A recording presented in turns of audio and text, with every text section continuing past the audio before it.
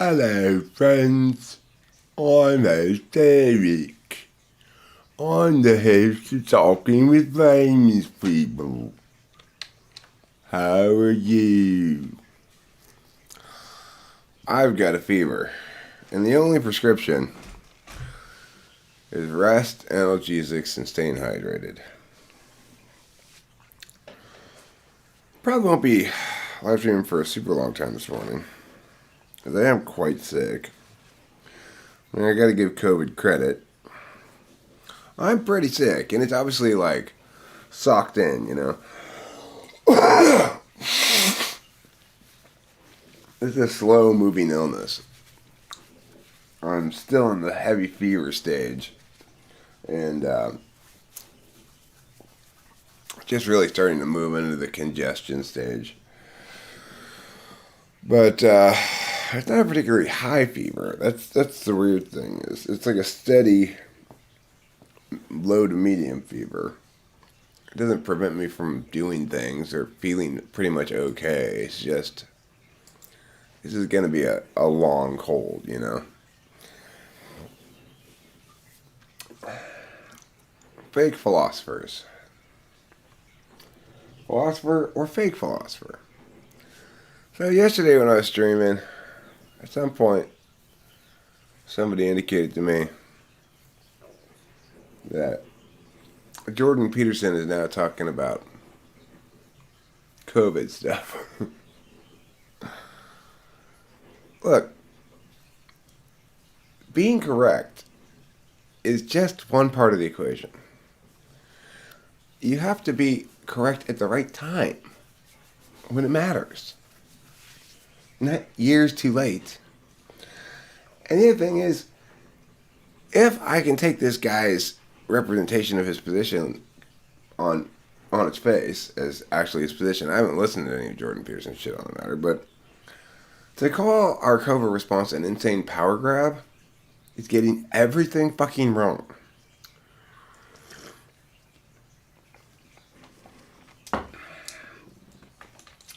Let's talk about something called the fundamental attribution bias. It is almost every time going to be a mistake to attribute to malice that which can be explained by stupidity. COVID was not an insane power grab. It was a bunch of scared and stupid people going along with the herd because of their scared stupidity. And that's all it was. If it was an insane power grab by any given parties, then their approach would have played out everywhere. But it didn't work like that at all. It was a bunch of people in positions to make decisions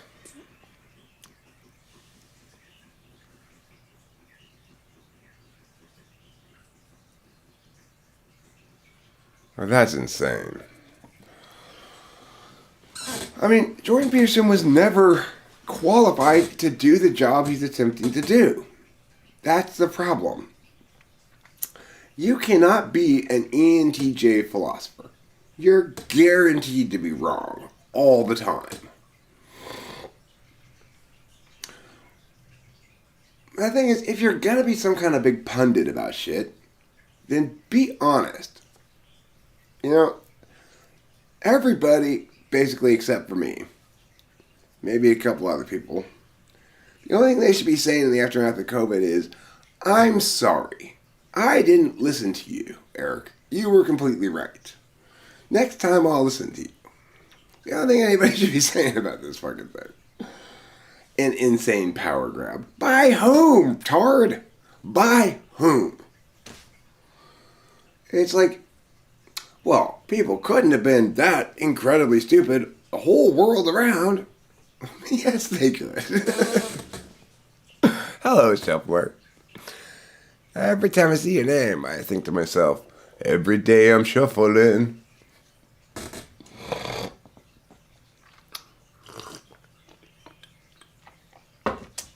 So, you know, it's like, there's obviously a need fulfilled for people by philosophers.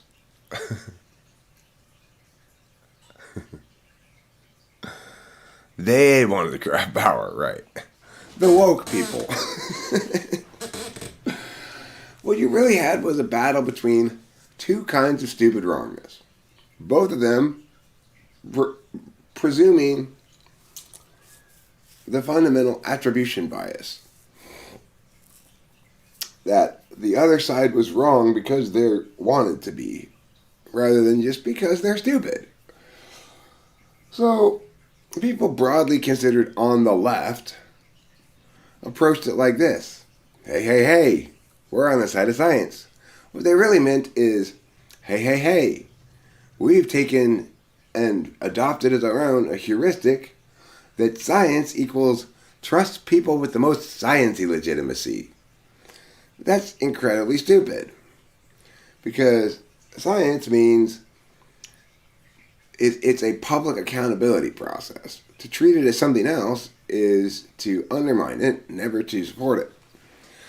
The idea of the scientific method is one of public accountability for your ideation, data, and conclusions. We think of it as being something that, it's like make a hypothesis, predict an outcome, all that kind of stuff, those various steps. That's all fine and dandy. But the reason science works is because it's public. Because things need to be repeatable. Now, it may be the case that in your company's R&D department, you're not sharing your science conclusions with everybody, and that's all well and good. But still, to be science conclusions, among the people you do share them, they have to independently validate for everybody.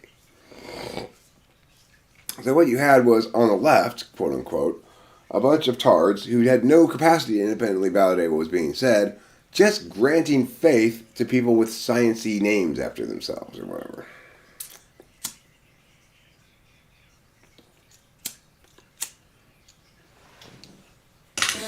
And then on the right, you have this weird denial of even the basics. Oh, no, that's not real. It's all a conspiracy. Or a bunch of fixation on irrelevancies, like whether or not it was lab released. That's not relevant to what we should do policy-wise.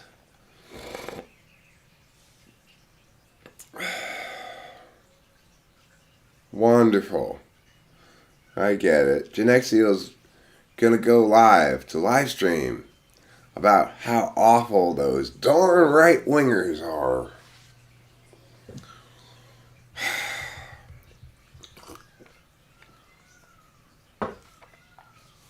Look, conservatives, quote unquote, you don't get to claim you were right about COVID either. It's true. You were less wrong in that you weren't advocating we take action without adequate justification. But the problem is, you weren't advocating that we don't take action without adequate justification.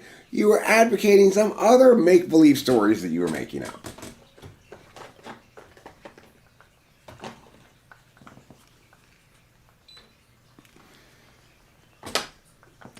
People who think that Taylor and I are on the same side of COVID need to check their fucking pipe and see what they're smoking.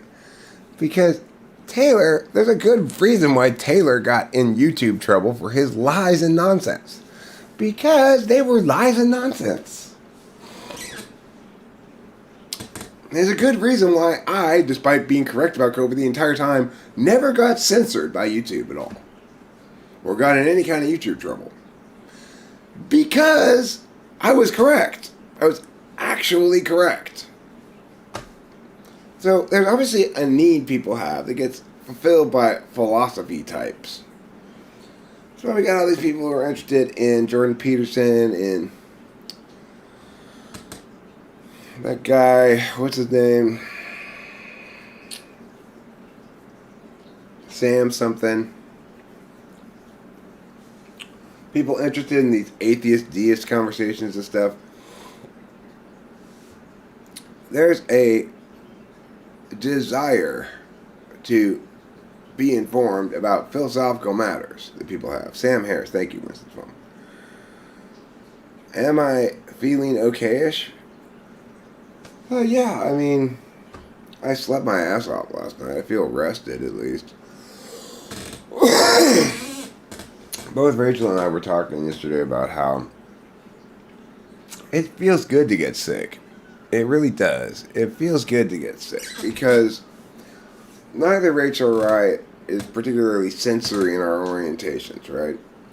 And there's nothing like a good sickness to knock you off of your metaphysicality and put you in bed and make you eat soup and deal with the passage of time as it is rather than as you want it to be.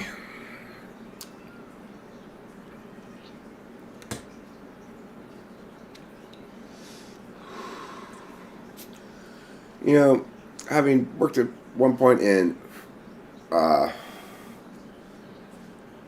special ed,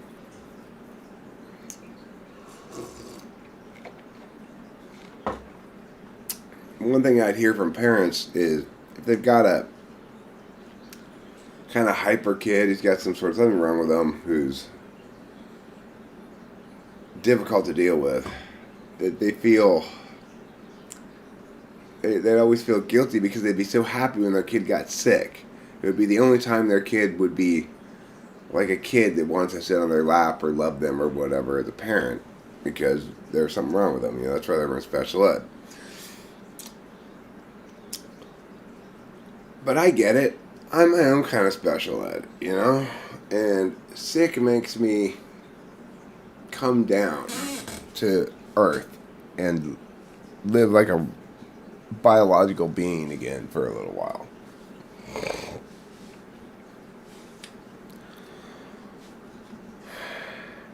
I mean, and this is a bad cold. It would be wrong, I'd be remiss to not give COVID its due. This is a bad cold that's going to last a long time, I can tell. Oh, we got lots of soup. We got everything we need. It is important to eat a lot when you're sick, too. It's not just important to drink a lot of fluids.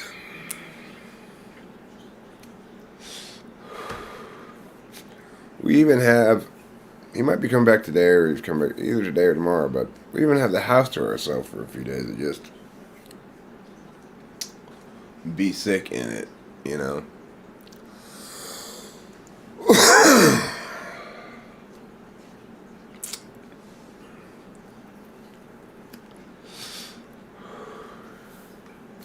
The thing is, for a philosopher to render whatever it is they're saying into something people want to consume, they've got to create a linkage to those people's particularist things. Jordan Peterson has historically done this by converting philosophy into normative statements that he says, here, you can have this normative statement. You should clean your room. You should slay dragons. I mean, the obvious problem I encounter is that those two things are in conflict with each other. I clean my room, but before I know it, the mess in my room comprises mostly the bodies of slain dragons. So, regardless, Jordan Peterson provided for people a way to make philosophy seem relevant to them in some kind of concrete way that they can grab onto.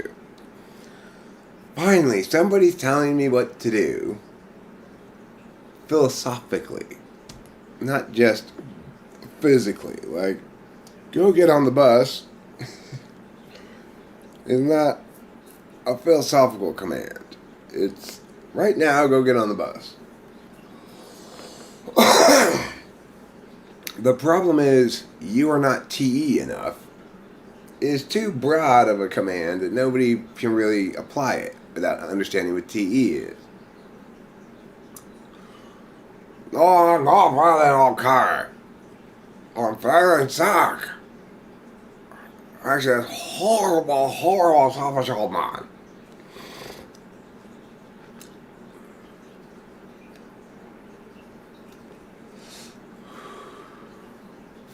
Yeah, she does on us. Of course I do. I own everything I find. Anyhow, Mindy and Tiffany mostly just hunkered down together, watched Naked and Afraid. Periodically, I'd hear one of them yelling at me from the other room. China!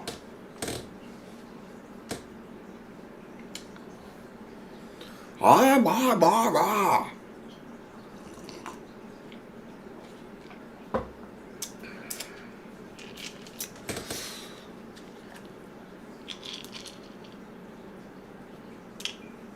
So, I like Sam Harris in general. I think he's a pretty good philosopher all in all. But he's still consumed with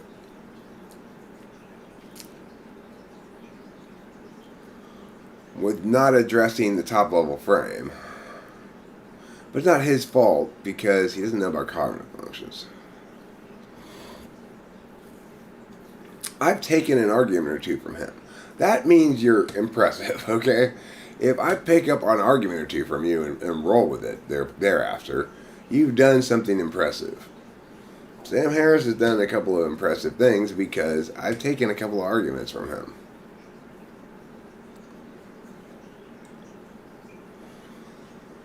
Tiffany's voice is the process of developing the character of Tiffany. If you look back at the beginning, Tiffany didn't talk like she talks now. Well, specifically an argument about handguns, and how they change the dynamics of force use is an argument I got from him. Is the one that comes to mind right now. I think there's probably another one if I've thought about it a lot.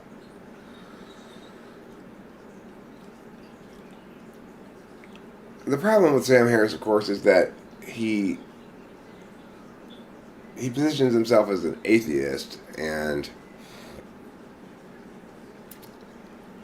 if you're doing that, then you're automatically miscategorizing faith-based behaviors as matters of argumentation. So that's a pretty serious mistake. But nevertheless, well, that's why he's better than the rest of them. He doesn't want to be lumped into that group because he's a genuine intellectual. He just doesn't, he's not operating with sufficient understanding of cognitive functions to actually be right about things across the board. In other words, he's not framing things attention first, and therefore gets caught up in not getting that certain kinds of ways of being are subject to argumentational scrutiny of the sort that he's doing, and certain kinds of ways of being are not. And there are very good reasons for that, you know? Yeah, if you listen to the beginning of Mindy's Club, when I don't have Tiffany's voice down yet, she talks much more like a valley girl, and less like incomprehensible mush. Sometimes, even until not that long ago, I'd sometimes feel like I didn't quite have her voice right, and whenever I felt that way, I'd go back to singing Hot Air Balloon in Tiffany's voice, and that would put me back in the right space of what her voice is. War and hot air balloon, we're floating up in the sky. That's like the perfect instance of Tiffany's voice is when she's singing Perfect Day, or Hot Air Balloon, the song Perfect Day by Lou Reed. I want some almond milk. The real point of Tiffany is that she can't be bothered to enunciate. That's not her problem. She expresses herself. Your job is to always understand the first time. No matter how incomprehensible her mush. And when she gets really drunk, you really can't understand anything she's saying. Like at the end of the YouTube party. Oh my God, Tiffany, why did you get so drunk? What? Or just drive. Okay, I will.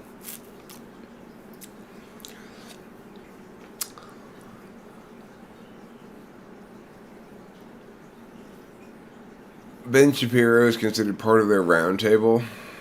Intellectual dark web. It's such a silly notion. The thing is, there is no correctness that lets your team win, because framing things that way renders everything incorrect.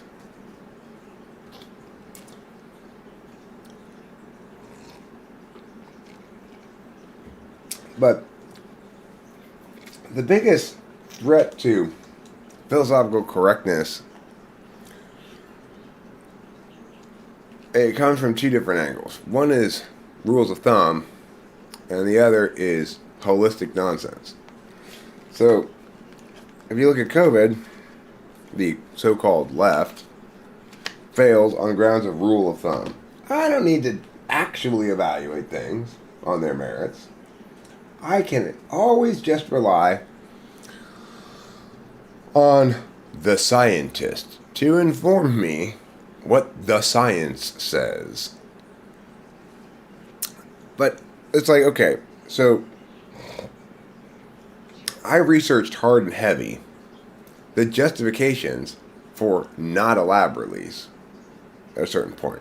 It turned out all the justifications were the same. They all cited one of two scientists who said that it definitely wasn't a lab release because it was more than 99% the same as this particular bat virus over here.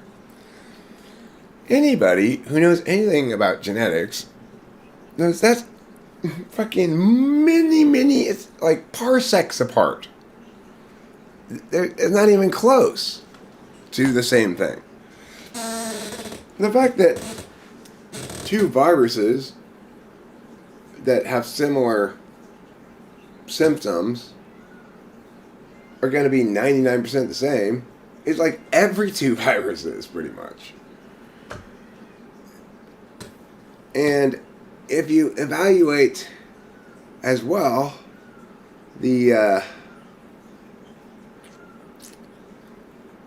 question of, well, if it's from another animal, how's it played out every time before?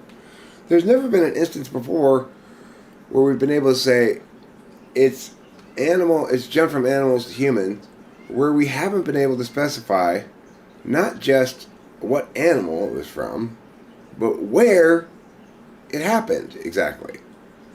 Like, it happened in this marketplace, and these individual animals were responsible for the initial zero day moment, you know.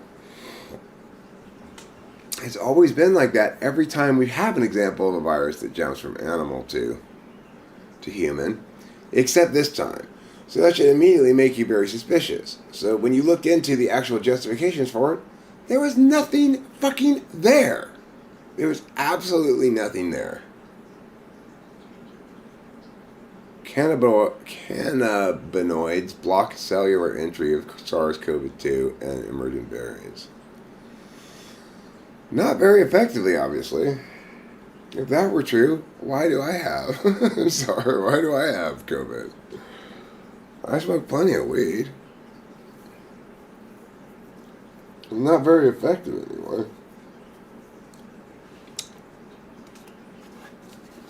You notice how I might want weed to be the solution to the COVID, but that doesn't make me go, ooh, I like that conclusion. I'm going to embrace it.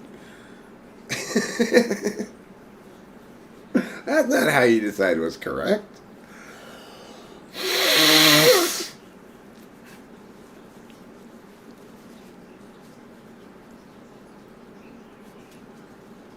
Hi, Lou. Well, I just started. we're just, what is it, 25 minutes in. And believe you me, Ludofe, the first 25 minutes were pure garbage. You didn't miss a thing. The worst 25 minutes of my streaming life. Just nothing but pure shit.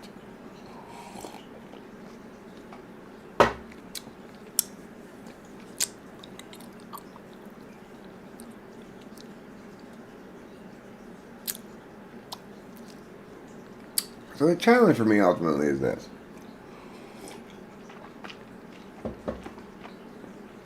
Is there any way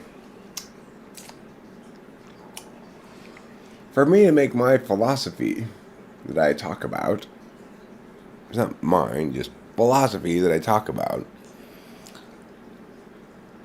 can I create that linkage to people's concrete experience that the people who get watched all the time are able to do without sacrificing correctness? And I've come up with a way. No, I haven't. I have not come up with a way. We're sick. Turns out COVID's a pretty bad cold.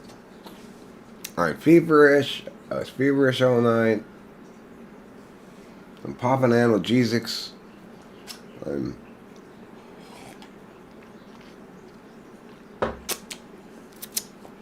I slept. I was in bed anyway, like a solid 11 hours last night or something.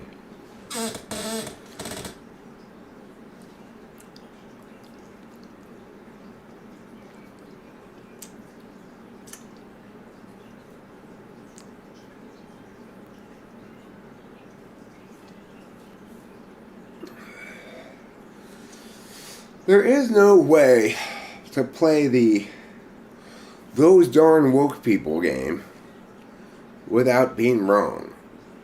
Because here's the deal about being woke. They're not wrong. Okay? They are not actually wrong. Yes, it's incredibly dorky and super gay and whatever. But they're right, of course. You know? It is true that society was massively and unfairly exclusive on totally arbitrary metrics for most of civilization. Certainly it's true in America that, like, women historically haven't had equality until fairly recently. That black people were treated as a subclass. That all of these things I'm saying are true, you know? The problem is that it's also true that being woke is super unbearably dorkily gay. I don't want anything to do with it, but it's not incorrect that individual human beings shouldn't be conscribed in their doings and beings by arbitrary bullshit that doesn't inform us about them.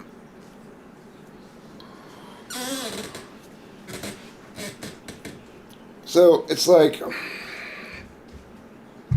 the problem has never been wokeness. The problem is always the same thing. Somebody's advocating something stupid.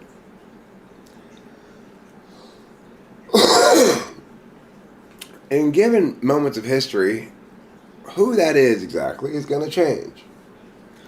Oh, it's the people who are married to this mythology who are controlling the argument right now. Oh, it's the people who are married to that mythology who are controlling the argument right now. Well, if you're fixated on who those idiots are, which kind of idiot they are, then you are missing the fucking point. The point is, don't be idiots at all.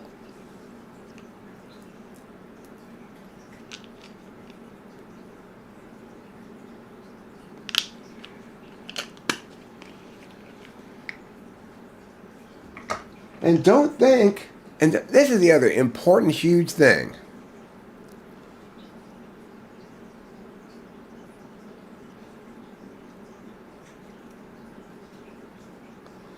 Lou DeFay, we were all deeply ashamed of you and your failure. And I think you need to go sit in a corner and reflect upon what you've done this morning. When you come back with a full Japanese kowtow, then maybe you will be forgiven for your incredible, awful malfeasance. Until then, just, you missed 25 whole minutes of this. Those are 25 minutes I'm never going to get back. You wasted 25 minutes of my time by not being here.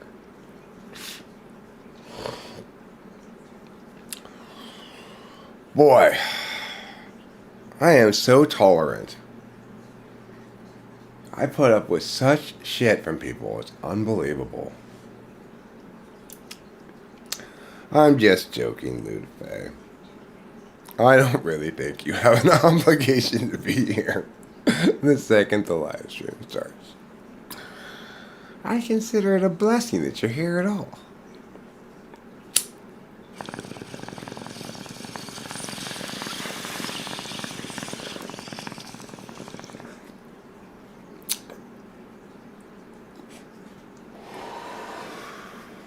You know, Lou, it's like, you're important to both me and Rachel. You're not that long time around here. What if Rachel and I consider you a friend? Somebody either of us would call up to discuss our problems or whatever. Or we'd be happy to take a call to hear you discuss your problems, you know? That's friendship for you.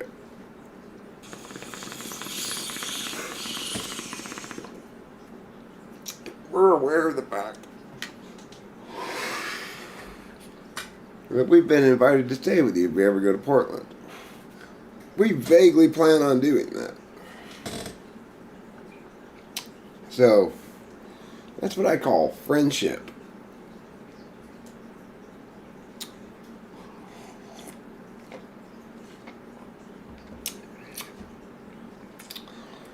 Once you grow up, you're an adult, you realize I don't have time for very many friends.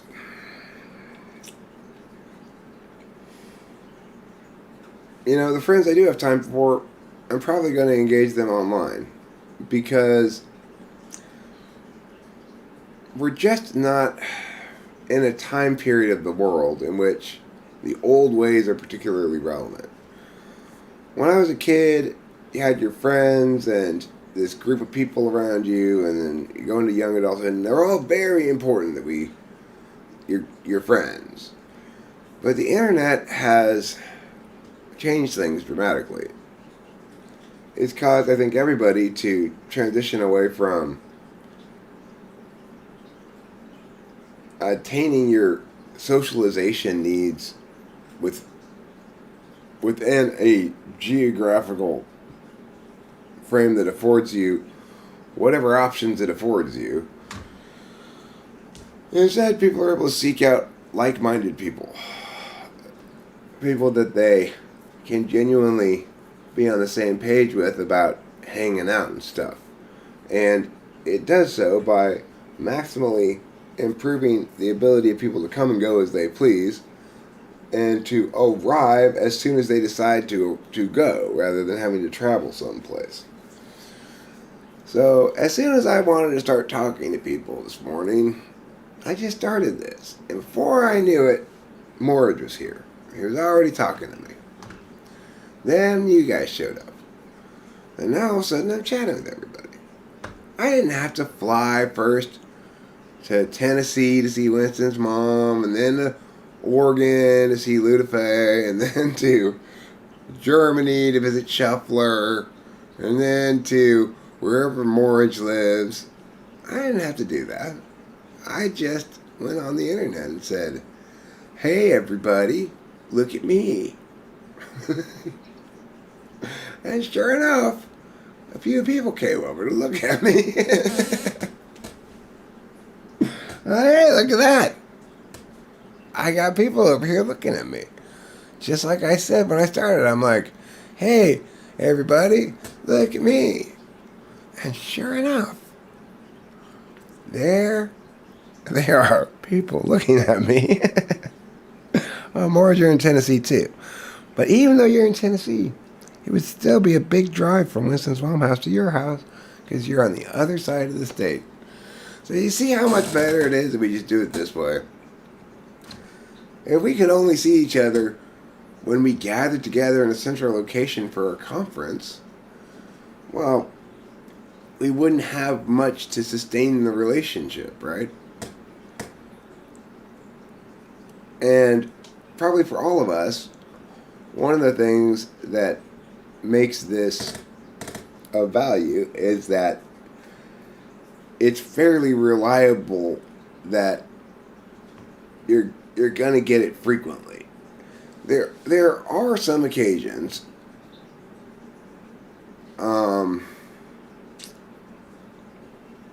when I might go a church time without really putting out any streams or whatever. But if you look at the whole course of the channel from when streaming was first introduced on YouTube to now, you can pretty much count on most weeks, most of the time, you'll get multiple streams, at least 2 or 3 a week minimum, you know. And sometimes you'll get many hours of live streaming. So the thing is, we like our shit to be reliably as it is. We don't like shit to change because we're building our lives around the things we build our lives around. And there are lots of things that we expect to put our foot down to step up on things. And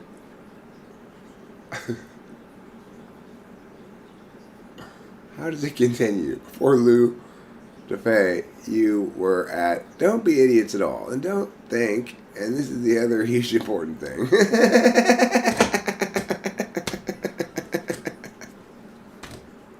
And then I suddenly changed subjects, huh? What a terrible spot to do that at. That's like the worst possible spot I could do that at. And the other huge important there. Don't think that, I don't know what I was going to say. Probably something along the lines of, and don't think that just because you can establish something bad, we have to do something. That we have to do something. Except that people should be given factual information without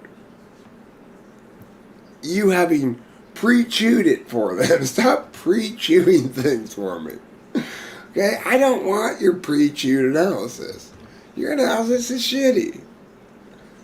It just made me feel like you're trying to fake me out. And very poorly, making a very poor attempt at faking me out. And that just makes me feel embarrassed for you and mad at you for wasting my time with your stupid, underthought bullshit. Like, who were those 2 scientists who went out and told reporters, I could tell you what the names were, I could go back and look it up again and figure out what their names were, but what the fuck? So you guys are scientists, huh? And you say, oh, it's like more than 99% the same genomically. So it's gotta be that. I mean, that's like, you don't, how, who, what, why, how does this happen? And how is it that the entire world is reported this information as though it were fact, predicated on 2 quotes from 2 people that are saying the same thing that are completely bullshit, without anybody actually doing any analysis for themselves? I don't know what I was going to say, though. I have no idea. I'm sure it was hugely important, though. I like to throw those words around willy-nilly. You know, like, and that's the most true thing And the history of true things are true in this world, by true people throughout human true civilization. Right here, you're about to hear it. Okay, Eric, just stop pre-selling what you're going to say and just say it. See, I don't try to pre-chew it for you, but I do sell that my unchewed food is very delicious. I've got huge signs up. My unchewed food. Ignore how much chewing it requires.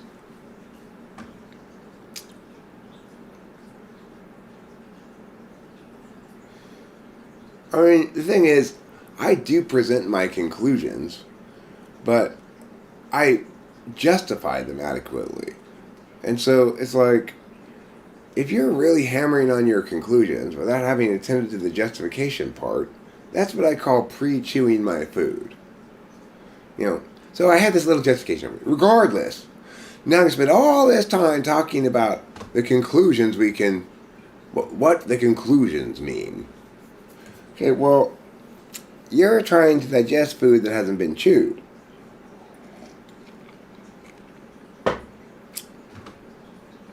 You gotta chew your food first. Then you get to poop it out. You chew it, then you swallow it, you digest it, then you poop it out. These people, they're just trying to present me straight poop. They go like, ta-da, I've changed my food to poop. No, it's just, I don't even know what that is. It's some sort of terrible elementary school art project.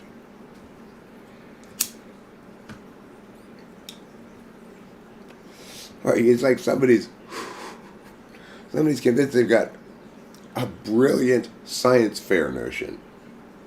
What poop would look like if you never digested it. And then it's just a plate of food.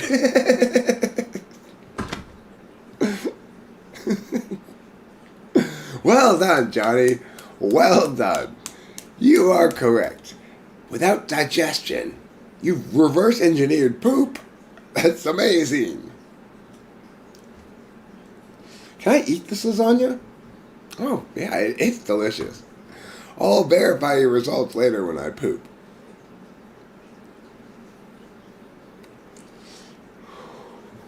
Everybody's welcome to join in this experiment.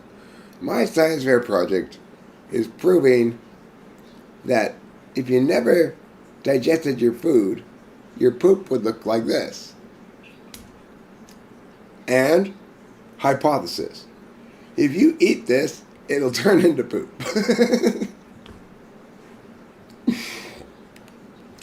How do I know that the poop that comes out of my butt actually started out as that thing I ate? Well, I put lots of kernels of corn in it so that you can check for corn. Thank you, good sir. I'll do so. Still, I've got to suggest, perhaps, couldn't the appearance of corn and the consumption of corn be incidental to one another? Shut up with you and your sciencey ways.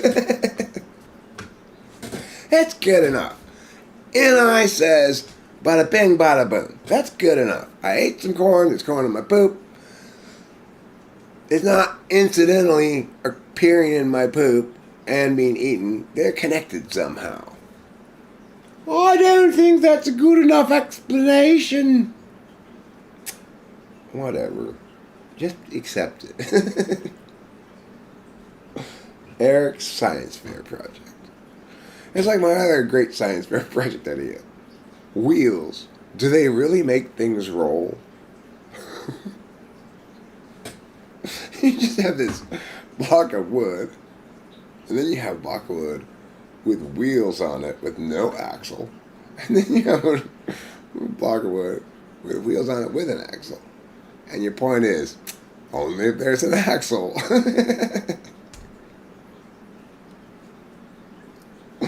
That's a great science fair project. See, if I was a kid nowadays going through school, I'd have a lot of fun. Just, if I was me as an adult, I was suddenly like going into first grade now, was put into a first grader's body for some reason. Your mom's face in my butthole. Extremely similar. I'm just kidding. Day-to-days. That's not true. Your mom's face is no more than 98% similar to my butthole.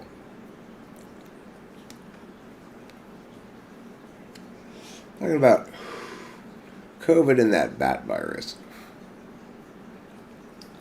They're not genomically close at all. That's like saying,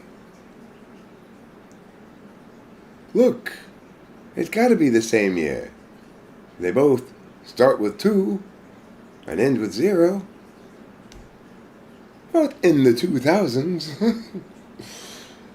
That's not a good enough reason to conclude they're the same year. Okay?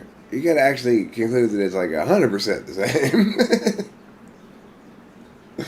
You know? 99.99999% the same. Not 99% the same.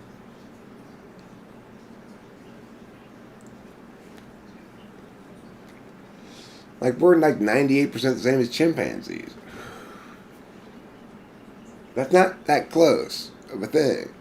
Like, yeah, it's a chimpanzee. I'm not a chimp. 98%, 100%, same difference.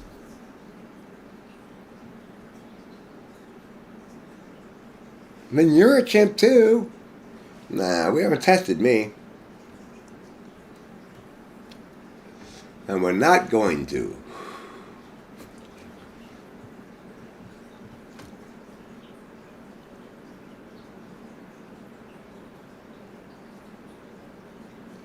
Dear Mom and Dad, I'm sorry to report that science has informed me that I'm actually a chimpanzee.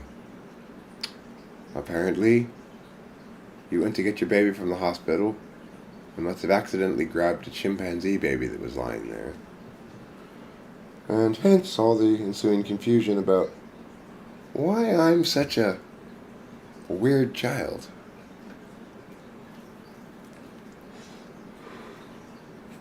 My dad definitely, his whole life, my whole life has thought, like, what is up with this child of mine? Like, what is wrong with this guy? He was telling me, some of my earliest remembered words from my dad are, damn it, son, don't reinvent the wheel. He was telling me that throughout my childhood. Because when it came time to TE something, I didn't want to know how to do it. I wanted to make up how to do it. For a TE Dom dad, that's gotta be frustrating. You know, it's like, come on, son. I heard that so often, too. Come on, son. Dad, okay.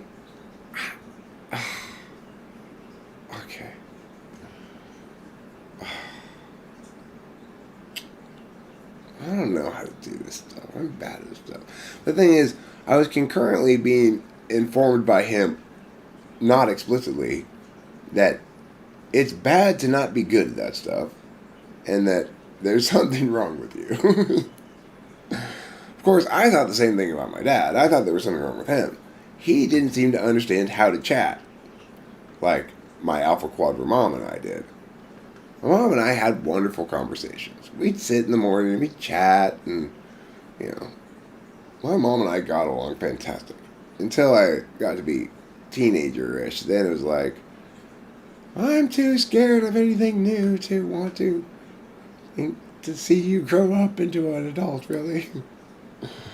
Especially since you're only growing up in this little part over here. And the rest of you is basically still like either 8 or 14 years old.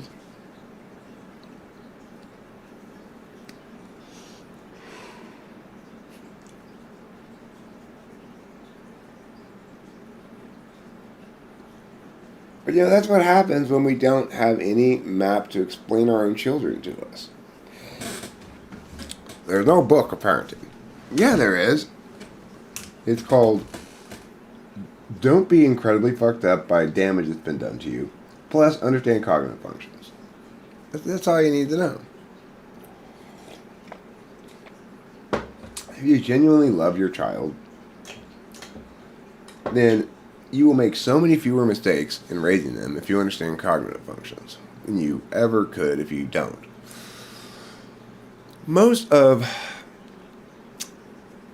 Why would we arrest Fauci? He's no more responsible for what's going on than any of the other fucking tards. If you're going to arrest Fauci for being wrong, then you definitely need to arrest Trump for being right for the wrong reasons. That's way worse. That undermines the side of correctness.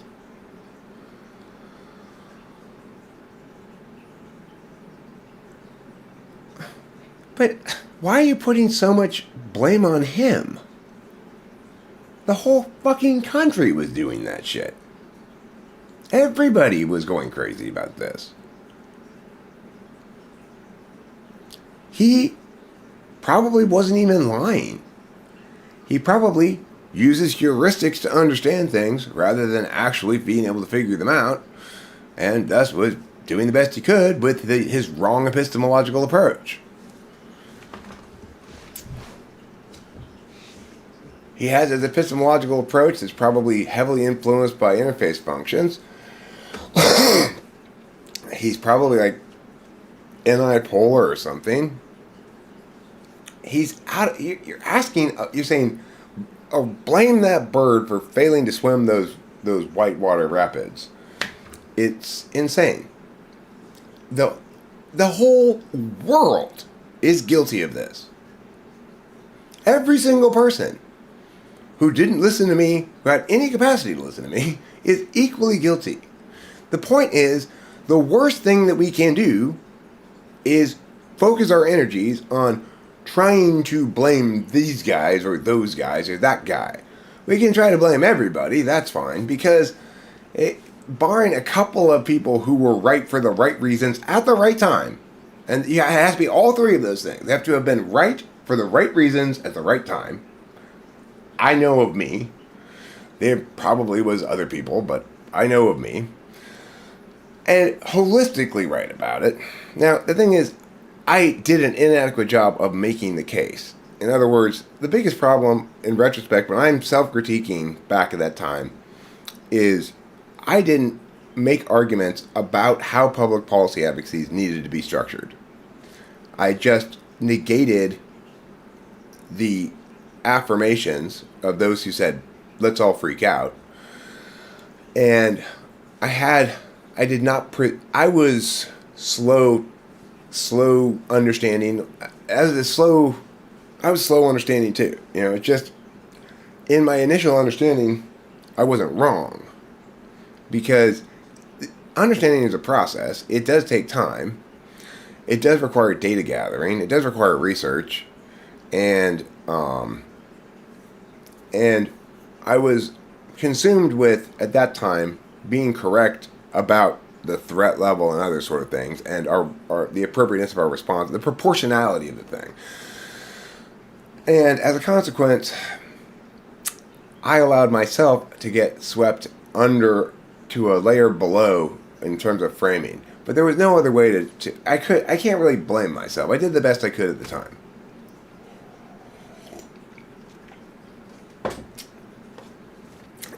Dealing with something that was genuinely unprecedented.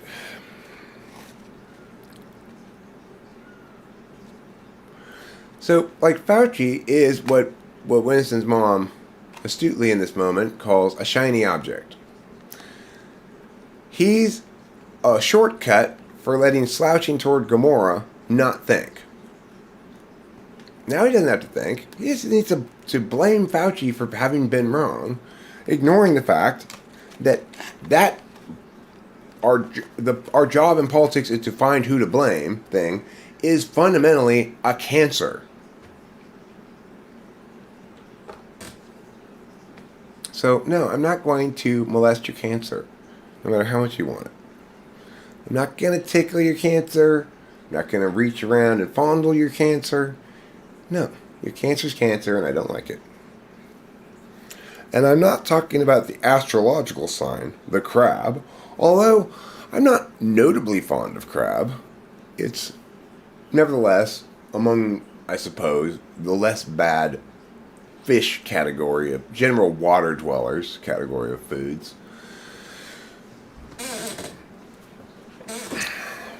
If I have to eat something that came out of the water, does rice count?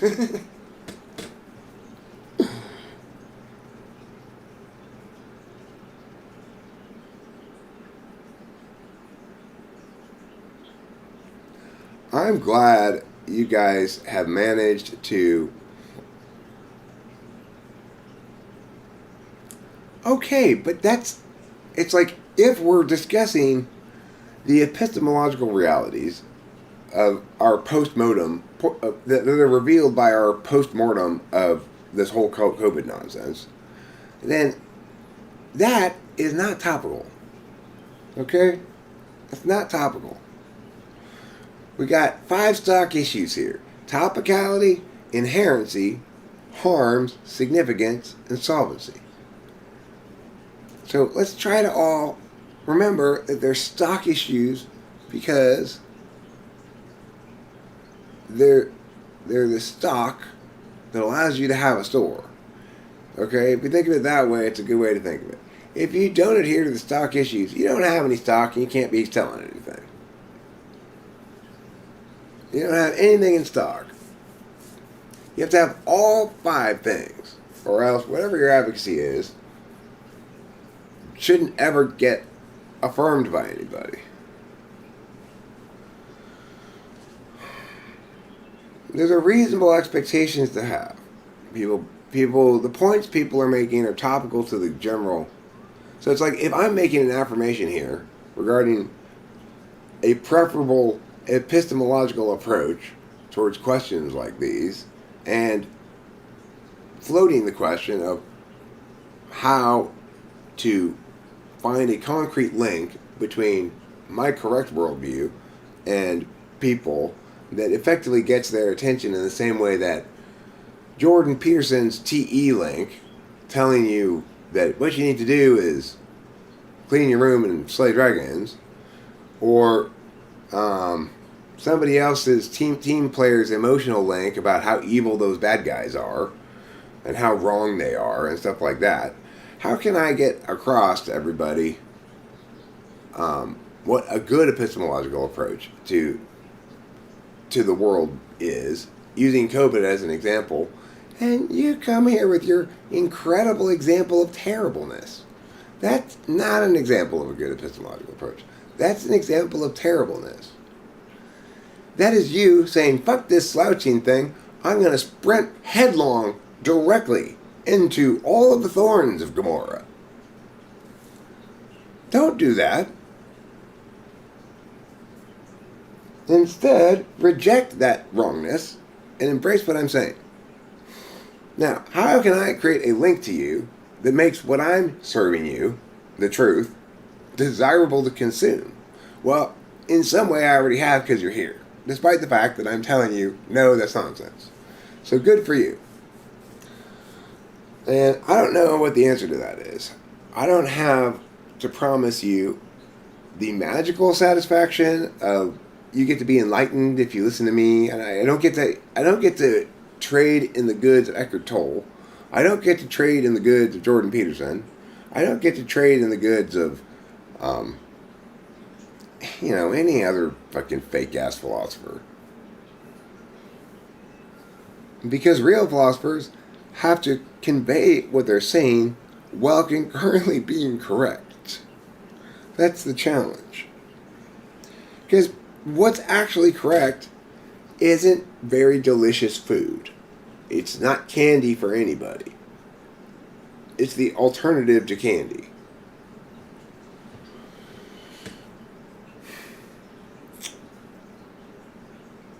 It's, as I said the other night, 1 trillion cans of pineapple. That's what my YouTube channel is. Hey, everybody look over here. Look how many cans of pineapple I have. Yeah, that's a lot of pineapple. I keep making more pineapple. I don't understand why I'm not thronged by people. After all, I've been making pineapple longer than anybody. Maybe it's because not everybody wants infinite cans of pineapple. So, what you're telling me is I should make more cans of pineapple. Exactly, Eric. Exactly. And that's what I'm doing right now. But at least this can of pineapple is explicitly about how we can maybe put a shinier label on our cans of pineapple. I'm saying it's not topical, slouching towards Gomorrah. It's not topical to what we're discussing here, or my advocacy. You're bringing in this ancillary issue and pretending that because it's related to the same topic, that it's relevant to what I'm saying. It's in fact exemplifying the bad that I'm explaining. That's how people fail to address public policy well, is to not respect topicality is one way. And the way people like to not respect topicality typically is to just mount and hump the hell out of the fundamental attribution fallacy or bias, which says that when something bad happens, probably it was intentional and somebody's plan. And this is they call it the fundamental attribution bias for a reason. It seems to be in almost everybody. It's in everybody. The question is, it's also the case that in almost everybody, it's not dormant. It's erupting all the time. So, the fact is, you should never attribute to malice what can be explained by stupidity. If, in fact, Fauci tortured dogs, that cannot be explained by stupidity. That can only be explained by malice. And we should condemn him for that. Now, let's get back to things that were actually topical, like how to think about COVID. Don't do that. When I'm talking about COVID policy, public policy, global response, epistemological concerns, don't say, yeah, but Fauci hurt dogs. Because that's not topical, and you're fixated on how much you hate these certain people and want to blame them. That's exactly what you did throughout the whole thing. So you never got to actually be correct about public policy.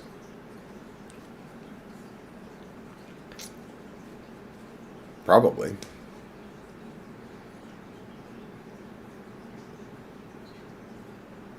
You can't be right about the public's business by ranting about and establishing with evidence or whatever how awful the other half of the same citizenry is. You just can't do that. That's not going to be an effective way of dealing with public policy.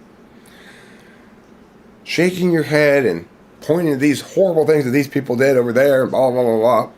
That is not public policy. If the things they did are genuinely so horrible, that's a matter for the criminal justice system. And you might say that the Attorney General should, and find some intersection of public policy and jurisprudence. But the thing is, jurisprudence matters like that are not relevant to what I'm talking about at all. Whether or not the prosecutor should charge with is not is no longer a policy question. At this point, presumably that person is no longer making policy decisions. If they are currently making policy decisions, then we should be discussing those policy decisions, because we're not at the spot where jurisprudence comes into it yet. Respecting the process is what I'm talking about. There's a process of understanding publicly and politically in ways that other people can check and validate. And there's a process of making decisions for ourselves about how we're going to engage in a topic.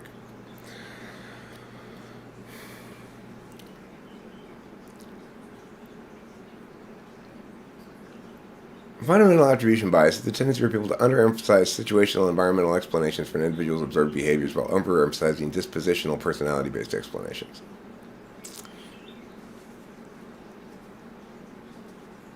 Well, that's correct, Rain, if you take personality-based as meaning like the big five or something. And attentional, understanding it through, but yeah, that's a good enough quote. I appreciate you putting the quote there. I don't like the personality-based in that, but other than that, I like that fine. That's exactly what I was talking about, is that thing. Thank you for putting the official definition of it or whatever. Okay, so the point is, what you're not getting here, and let me explain this because this is hugely important. The fact that you're still here listening to me is great, fantastic. So something incredibly stupid happens. I attribute it to malice. Point out that the face of the stupidity also happens to be one of maliciousness. And now, the Fauci didn't make any of the laws that were objectionable. So, in fact, none of the ways in which public policy imposed on me negatively were Fauci's doing. In order to concern yourself with the actual outcomes of people's behavior in terms of public policy, you have to hold the decision makers accountable, not people who informed them in ways you don't like. And regardless, if you're focusing so much on the accountability of individuals, you are missing the point. Everybody was wrong. Everybody was wrong. I wasn't, but everybody else was, pretty much. Because remember, to be right, you have to be right for the right reasons at the right time. If you were somebody who was saying, this is a big conspiracy, this is a meh, you were, no matter what you were advocating, you were wrong. And so you were part of the problem. It doesn't matter whether you're on the side of this conclusion or that conclusion. Being on the side of the conclusion that's correct for the wrong reasons is the best way to attack that correct conclusion and undermine it. You know, support it with the wrong reasons is much more damaging than arguing against it correctly. Because people use this heuristic and they say, well, look how stupid that person is and what they're saying, and they're in favor of this, so it must be wrong. What's important here is that we're critiquing something that everybody was guilty of at every different level. Throughout the United States, policy was set from place to place by the localities, sometimes by the state, sometimes by the county. We had multiple levels of fuck-uppery by multiple parties, all of whom were empowered to be fucked up. Now, you're talking about some guy who made public statements about it that were wrong and how awful he is. There's the problem, right? So that's one way in which wrongness manifests. Even though the actual people responsible for making policy, this scattershot bullshit policy of whatever the local official in charge or county or state or federal or whatever felt like imposing and was in position to do so, it's insane, right? It's absolutely insane. We can't blame Fauci and absolve all those people of their actual responsibility. That is, I mean, you're getting caught up in the mythologies of things at the expense of realities. Fauci was a very public voice of wrongness, and he may be an awful human being. But that is way too minor and singular a matter for us to be concerning ourselves when the issue is one of a global epistemological failure.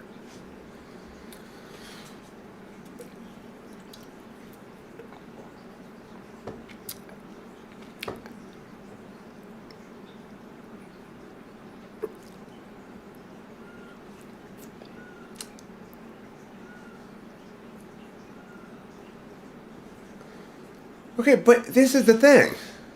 No, that's very...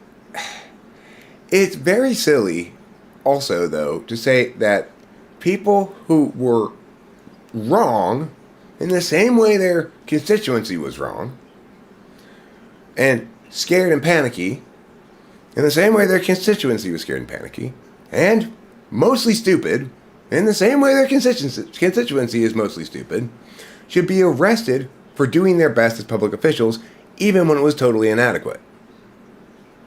It's ridiculous to say that. In order to say that, you have to attribute to all of those parties malice. That wasn't malice. That was global hysteria. That was everybody being stupid. That was a tiny, tiny fraction of the population of people are qualified to understand what ought to be done.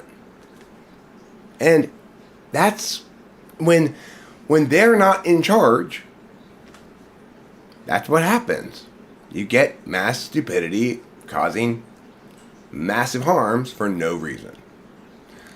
But note, wasn't a conspiracy. Wasn't make-believe. COVID's really a thing. As I said from the very beginning, no, it's not make-believe. Yes, it is a novel virus, blah, blah, blah, blah. I determined this by doing research, of course. And it's amazing how, for most questions you have, if you actually do real research that's purposed by answering the question you've asked to begin with, you can determine the correct answer to it. And sometimes the correct answer is, we have ambiguity in this area, but sometimes the answer is, we don't know and can't find out and probably never will be able to find out, but etc. I didn't say you said it was, okay? I didn't say you specifically said it was. But this was the most commonly people opposing COVID policy did so by talking about the people to blame, like you like to do. And to talk about the people to blame means somebody's intending this. Who benefits? This is like a massive power grab. No, it's not. It's a bunch of scared, stupid people. Just like the song I wrote way back when. Stupid and scared. Stupid and scared. COVID-19. Destroy everything for the impression you bring. Okay? Accountability doesn't include arresting people for being wrong and stupid. That's you trying to blame again and get satisfaction from watching someone else pay the price for all the harms that have been done. Okay, that's your personal little thing. If you want to get off on that, whatever, but that's not appropriate for policy discussion. And it just shows that you're not getting it still. It's like, we can always direct our energies towards being mad at the bad guys. And it's never a particularly good use of energy. It may be the case that wrongnesses make us very angry. The wrongness that makes me most angry of all, in that whole thing, was Trump saying it's basically just a bad cold, with the justification it's his gut telling him that. Because he's the President of the United States, and in that moment, he determines what's legitimate, by most people's heuristics, by whether or not he's legitimate in what he's saying. So, that is an example of one of the most catastrophically fail moments in U.S. presidential history. He had a chance to stop this nonsense by explaining why it was nonsense. Instead, he just said, gut feeling. So, if you really want to blame somebody, Blame somebody who at least was positioned to really make a difference. Fauci was not positioned to make a difference because he was continually trying to be down here in the details where he didn't have to look at any big picture questions. That was his job, if anything. You know? Now, he may have done an objectively terrible job of it, but he's not alone in that regard. And if you're going to hold anybody accountable, hold the person accountable who had the chance to set the narrative, the president, for failing to do so. But even him, Trump didn't fail to be right for the right reasons because he wanted to be right for the wrong reasons. He's just stupid. That's it. It's not... You can't arrest a man for being stupid. It wasn't treasonous. It's like he wasn't willfully, there has to be malice aforethought for crime. This is what I'm talking about. You don't give a fuck about anything.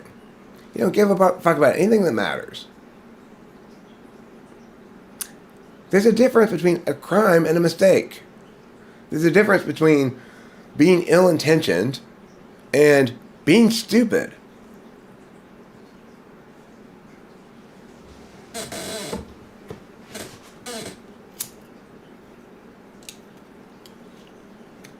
What I'm trying to say is, the most important question for me is, how can I get this message out?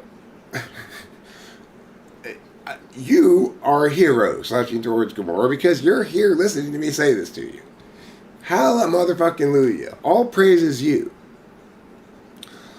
How do I get this message out to the world?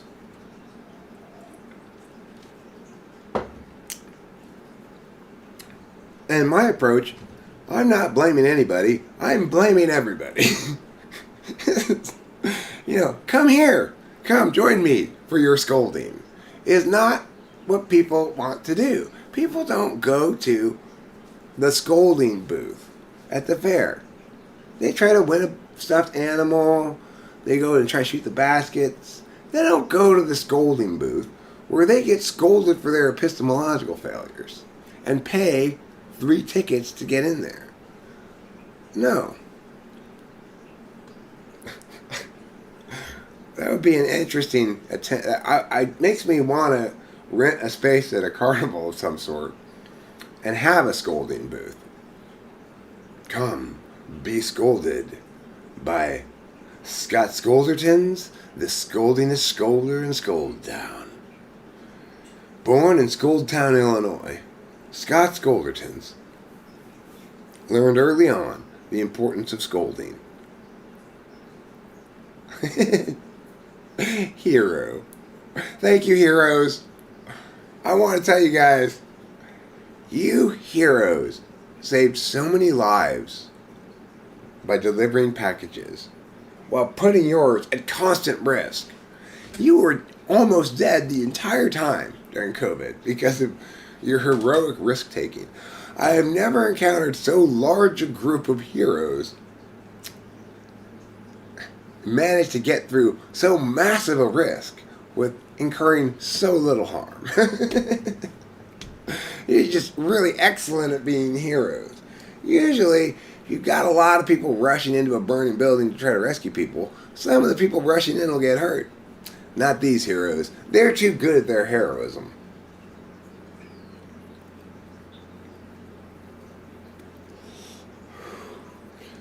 No framework on how to think about politics. That's the biggest issue. Everybody needs to hear what I'm saying about how to think about politics. That's what I have to say. And by everybody, I mean everybody in America and the world. But not Canada. I'm excluding Canada because I'm mad at them right now. I don't like the fact that they only have one vowel in their name.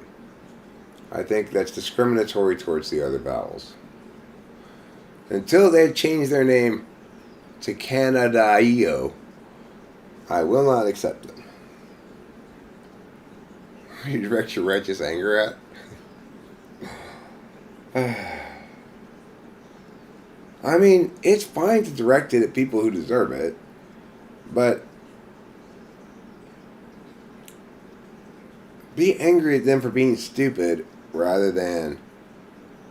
You might find a couple of them who are evil as well, but remember that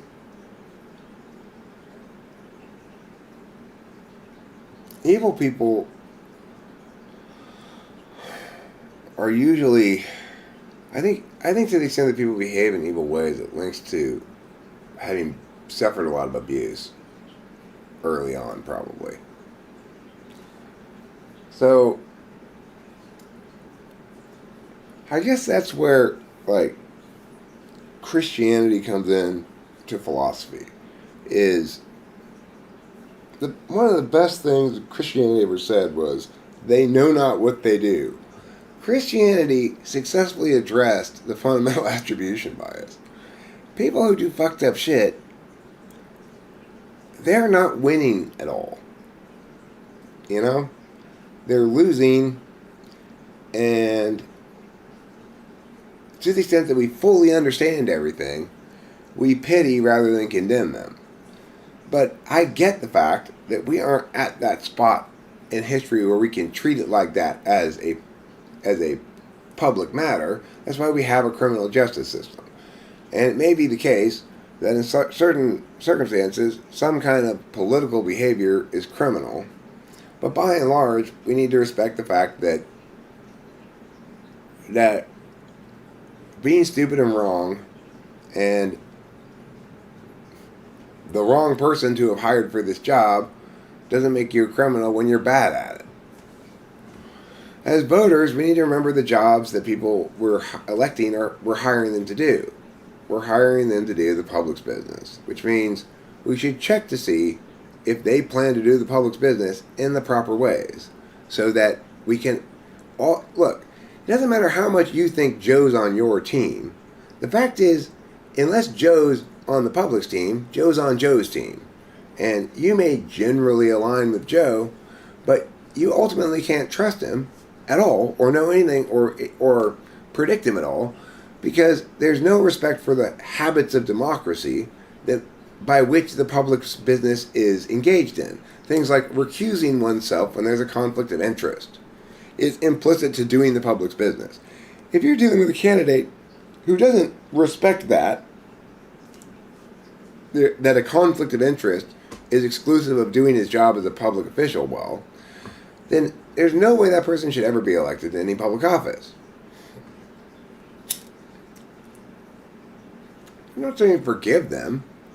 I'm saying don't yourself get dragged into what's fundamentally a dirty kind of pleasure. It is emotionally rewarding to get angry at people who did fucked up shit and to yell and call them names and stuff. I do it too sometimes.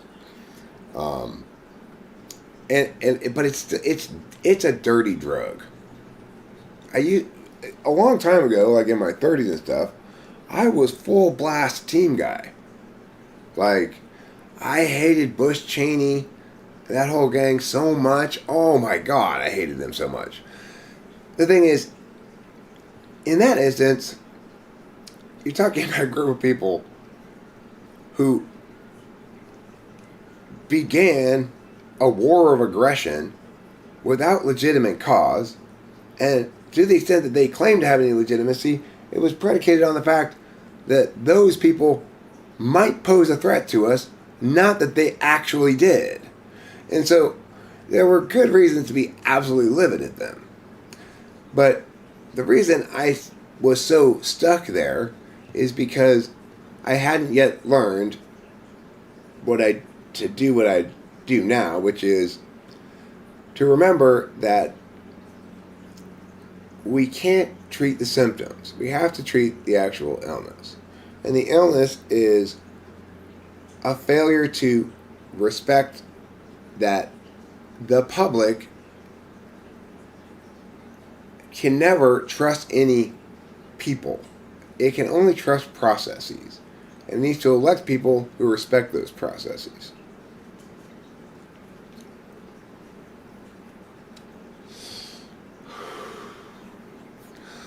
Well, that's a tricky question, Shuffler. Shuffler says, who do you think was a statesman in recent times in the U.S.? Clinton was a statesman for his time. He was what the country needed at that time, and the world wasn't epistemologically ready for anybody to be epistemologically robust. It's like there wasn't the capacity to understand everything that I understand now at the time, and nor was there a need to. So, we're not going to jump past stages of development. You can only critique people in their moment in history. And Clinton was an excellent president.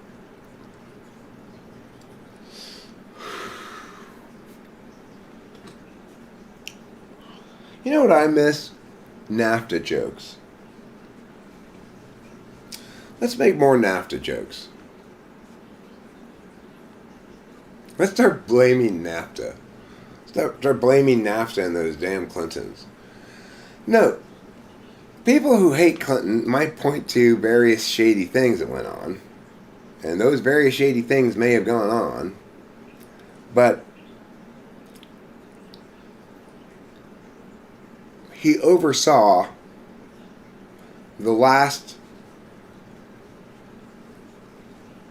bits of... Well, he was the last president to represent every single person in the country. He did that job. He represented everyone in the country. He represented even those people who hated him.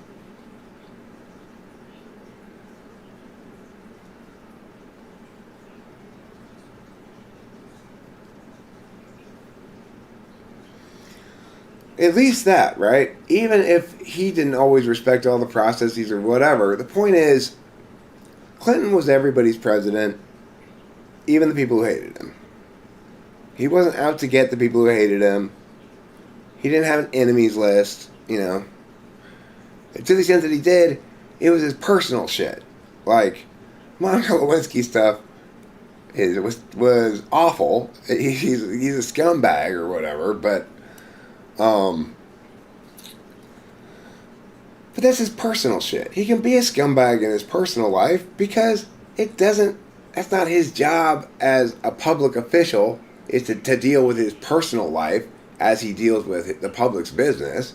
He's not responsible to have the appropriate kind of dealings with his personal life for us to conclude he's fulfilled his duty well in his public business.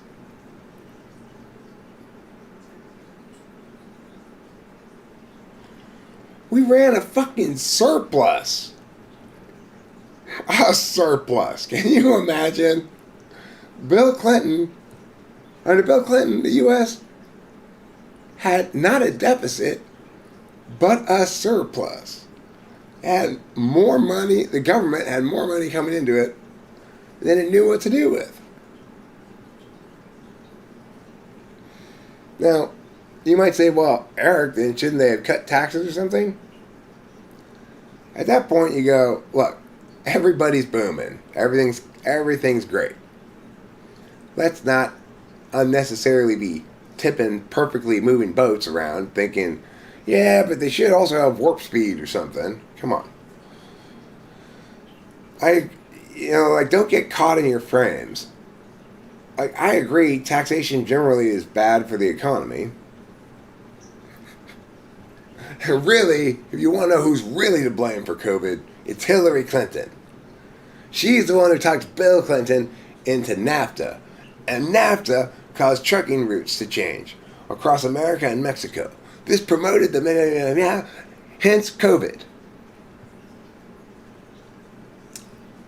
Yeah, let's blame NAFTA for COVID. Good idea.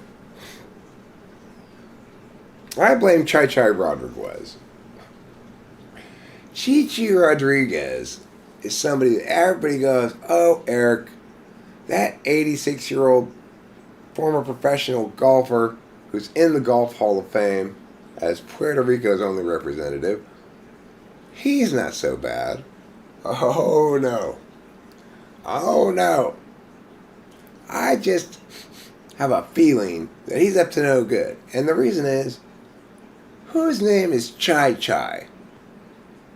Only scoundrels are named Chai Chai.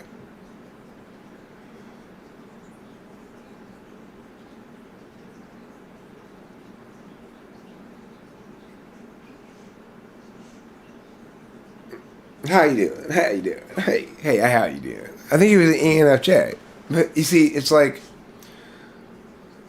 yesterday I was saying, these four types are not going to bring their particular shit into it because they don't have, as either their nature or their MO, anything particularist. ENFJs were on that list.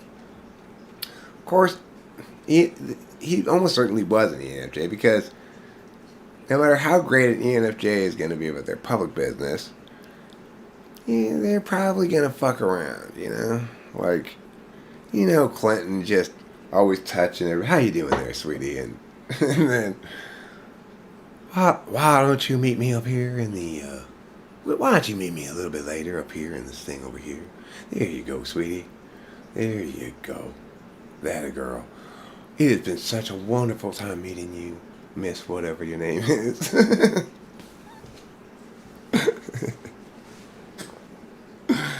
Oh, Clinton. I mean, yeah, he was a scumbag. He was the kind of scumbag you expect with SE 3rd, SI 7th. I don't need to remember that I'm married and stuff like that. I'm satisfactorily getting my dick sucked right now.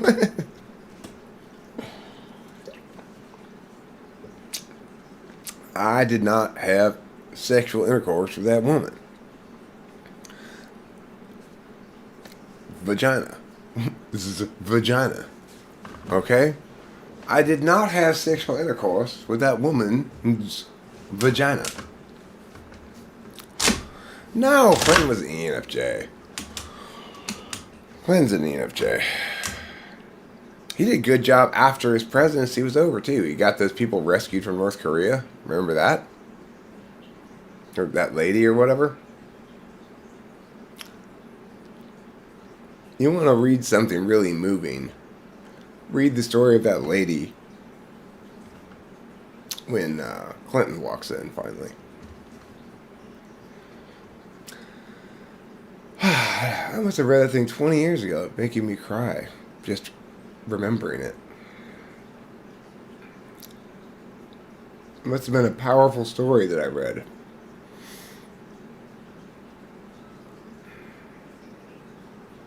That woman's account, though. Really good. Clinton wasn't perfect. He wasn't perfect, but he was a statesman in that he represented everybody. He wasn't... And that he wasn't bringing his own particular shit into it, because Effie and I, those are not particularist things.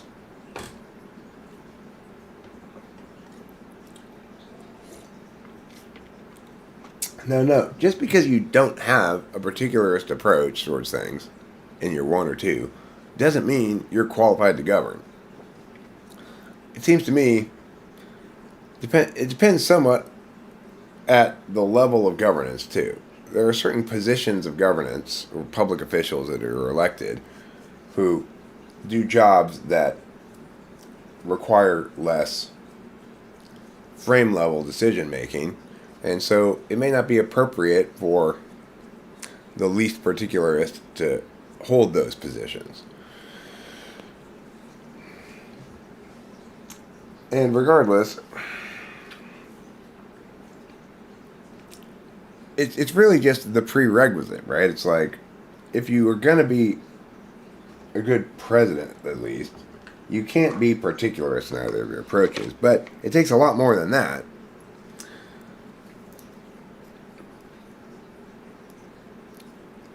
It's like for me, and I will imagine that as we move forward in time, the scope of the time required gets smaller as NI does its job and compacts meaning into single concepts and stuff like that, you know. But for me, it took decades to be ready to correctly be a philosopher. It took decades of practicing philosophy until I was ready to actually be a philosopher. And I mean, literally decades of trying to figure shit out, arguing about it as a debate coach, whatever. Like Lincoln Douglas is often addresses matters of philosophy, not matters of policy. When it does, or usually it incorporates some policy area, but from a philosophical frame. Like, is it just to, yeah, or whatever. Like, for example, one LD topic was, are victims of repeated domestic violence justified in using deadly force against their victimizers? It's a moral question. It's not a policy question. Although you might conclude that what follows from the moral answer is the indicated policy prescription. And nevertheless, we're addressing it before we get to the policy question.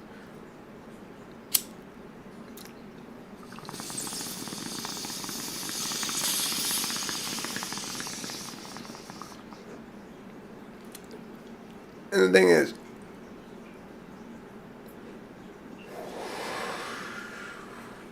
one of the ways that I fail in talking about politics and stuff is I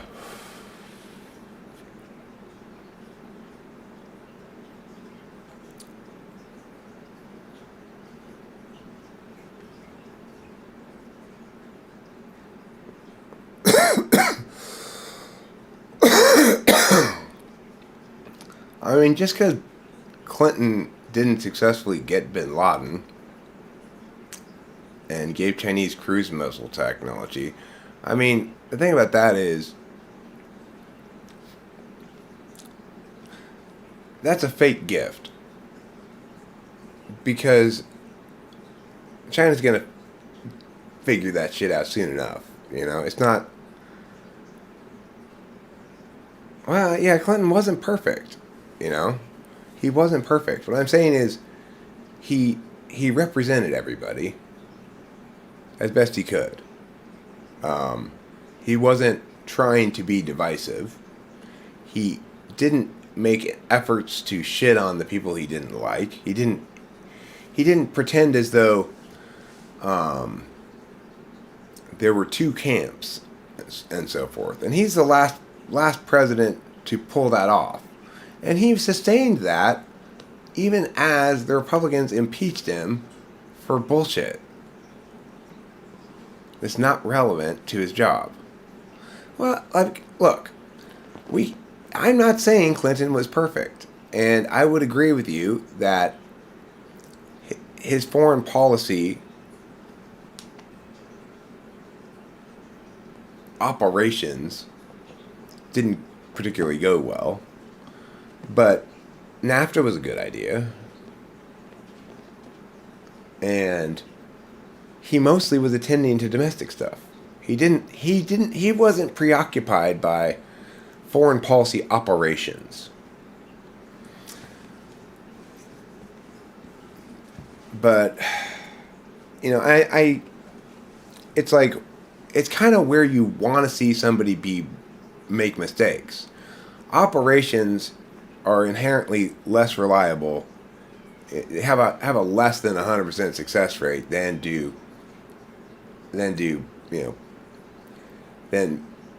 because then you're saying, okay, we're already in the land of utility here. We're operating in the land of failed discourse.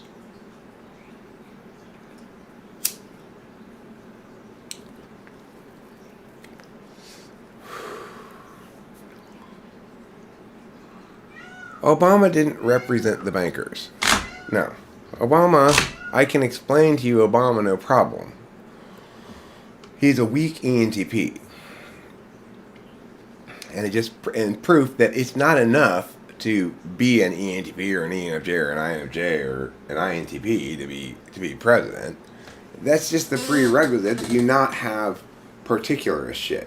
He kept trying to be universalist in this incredibly toxically partisan environment, but you can't attain without defeating in that environment. So it's like he had no idea how to go on the attack. He had never really had to go on the attack to attain what he wanted to attain. He's not an 8, that's for sure, probably a 9. But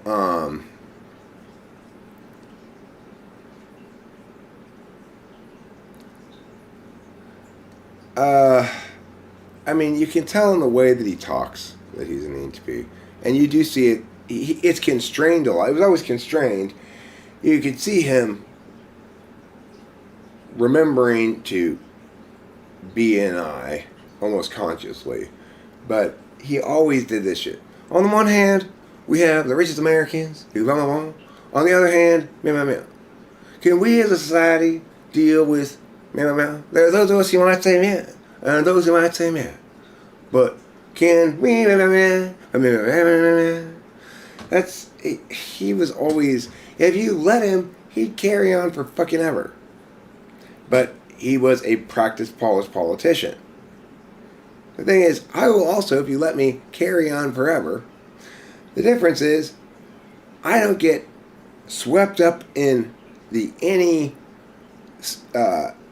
whirlpools that one can get swept up in if one doesn't have a properly taxonomied epistemology regarding public policy and the role of politicians and all that stuff. He was just he was riding the momentum of things. That's all he was doing. And he was adjusting as the moment, since it was working so well, he just adjusted to make it keep working, which meant he basically said, I'm going to be not wrong my way into the presidency without ever having to be right. But he was too weak. He was weak and unprepared, unqualified for the actual political environment that he would face. You can't have a weak man be president in contentious times.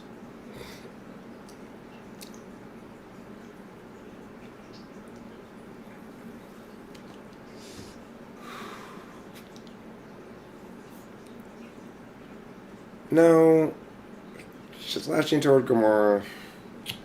Your NI overreach is stinking up my closet again with its farty ways. Let's not play that game. You're too teamy. I don't like teaminess. Get your steamy teaminess out of my locker room. There's a locker room for tennis players. There are no teams. I don't want your whole fucking football team stink getting in my locker room.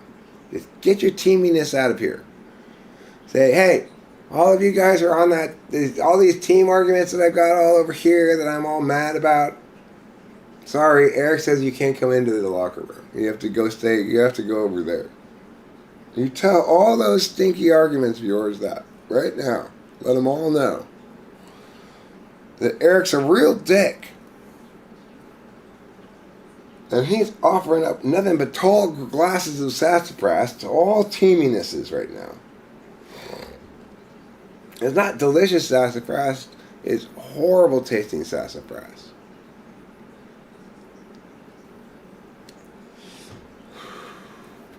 Biden's MBTI type is very old.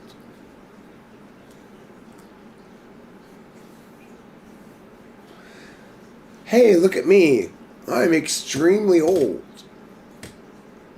Yeah, we see that, Joe.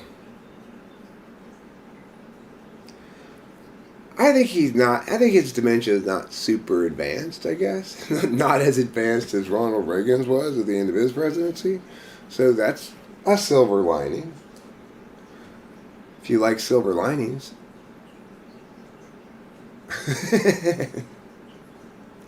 It's because you misspelled team, Jonathan Basanti. That's where your confusion's coming from there.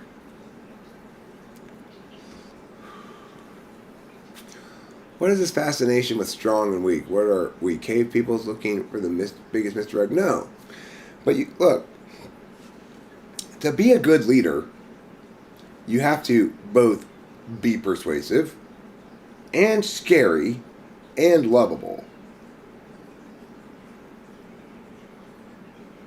You have to be all three of those things. Good leadership requires pulling the trigger in ways that includes utilizing your capacity to bully. If you have no capacity to bully, then you have no capacity really to defend yourself. Because ultimately there's the same thing. The best defense is a correct offense. Always turn when you can, never counter. Always turn somebody's bad argument into offense against them. If you can, if it's turnable, you know? That's what I always tell my debaters. Always turn, never counter. Countering just, at best, makes them have wasted their time with that argument.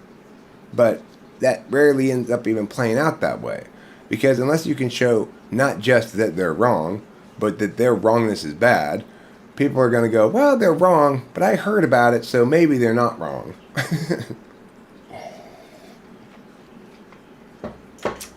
People don't choose well when they're choosing between bad thing there's no risk of occurring and doing nothing. And doing something about it. You know, so it's like they choose do something about it when I articulate that there's a bad risk that won't happen. Well, we better do something about it then to prevent it from happening. I just explained to you that this would be a very bad thing that happens, and it is possible, but here's why it won't happen. It doesn't matter. Now you're worried about it. Now you're worried about it, and maybe we should do something about this. You guys are just hearing the first part of what I said. You know?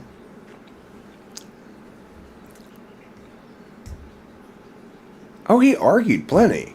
He just didn't go on the offensive. He didn't turn adequately. It is not the case that ENTPs are good debaters because they're ENTPs. I'm a good debater because I'm a professional debate coach who has competition debate experience in high school and lots of coaching experience. And it's also for a number of unique particular things to me. The household in which I was raised, in which my dad has a philosophy PhD, even though he's an ESTJ. Having an ISFJ mom who always rewarded my arrogance by finding it delightful until I got to a certain age is a gift ontologically to have your dual as your mother. You know, we didn't sustain particularly great relationship. And though it wasn't terrible, but it took me. I was also late to recognize that my mom was entering into a state of dementia, and so I would be like, you know, get mad at her for things that were actually the fault of her. I don't know what you'd call that, brain disease. So I have some guilt about that too, because I should have realized that my mom wasn't being intentionally like that. That there must be something wrong. I should, but that's anti-ignoring, I guess. Anyway, it doesn't matter what Obama's type is, okay? If you're right or I'm right, it doesn't matter. The point is, he was weak because he didn't know how to turn. He didn't create good offense out of his opponent's wrongness. He just tried to say, no, that's wrong. Here's what's better. That's not knowing how to turn. And he just also was a 9. It's like he didn't respond to anger with anger. There are people who are going to try to push you around. You've got to then push them around. It's not adequate for you to try to not get pushed around. Because we've got to change this whole frame of reference here. If you fucks think you're going to push me around, you're absolutely not. And you're going to realize that every attempt to burns the living fuck out of you. A leadership requires that. Otherwise, you're not really the leader, right? You're constantly battling to be the leader. Off topic. Defensible typology question. How do fourth slot high and low res SE differ between an INTJ and INFJ? SE coupled with TEFI versus SE coupled with FETI on the front stack. Okay, well, I will tell you, you can tell me what you do as an INTJ, but the way it manifests for Rachel is she likes to buy things as an activity. She likes to shop, and when she's feeling bad, she wants to buy something to make herself feel better. And the thing is, it's an activity for her. Like, she comes and tells me, I'm going to spend some money, amount of money on stuff. I'm like, oh, what are you getting? She's like, I don't know. Well, oh, you mean you want to spend money right now? So, do INTJs do that? I don't know. It's also just a general valuing of outings and going and doing things. Like, when I say I'm just going to go run to the store to get cigarettes, she always wants to go with me. I think, like, hey, I'm cool. I'm not going to try to make Rachel go on this boring errand with me. But she doesn't view it as that. She views it as, I like going out and doing things. How's her follow through? It's actually quite good. Surprisingly. She just has few things she has to follow through on. But she's quite good about keeping up with the laundry. I never even think about it. I always have clean clothes. And I never see the dirty clothes pile up. She doesn't take on a lot of tasks that require steady follow through like that, though, which is understandable because they require more time than you think, and stuff like that requires more time and attention than you think.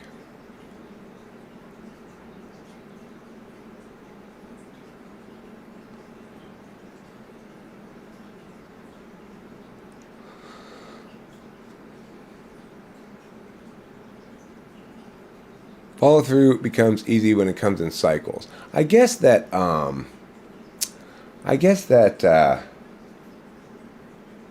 Rachel views it as a cycle as well. She has as her laundry day Monday. She did the laundry yesterday, but she sometimes does the laundry more than just Mondays. I've already type policed him. That's boring. Boring stuff. You got some subprime mortgages to lend out and some beachfront property in Oklahoma. I got some mortgages for you. Performance reviews. Yeah.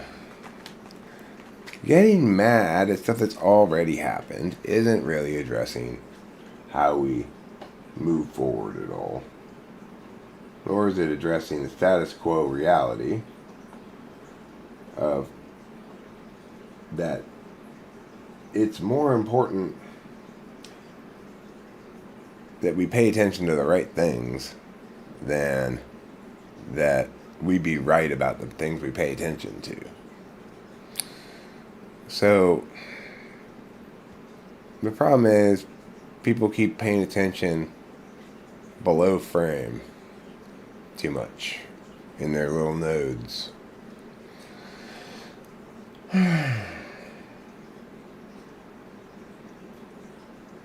And thinking that what they determine within their little nodes is informative both directions, but it's not. It doesn't go that way. It only goes this way.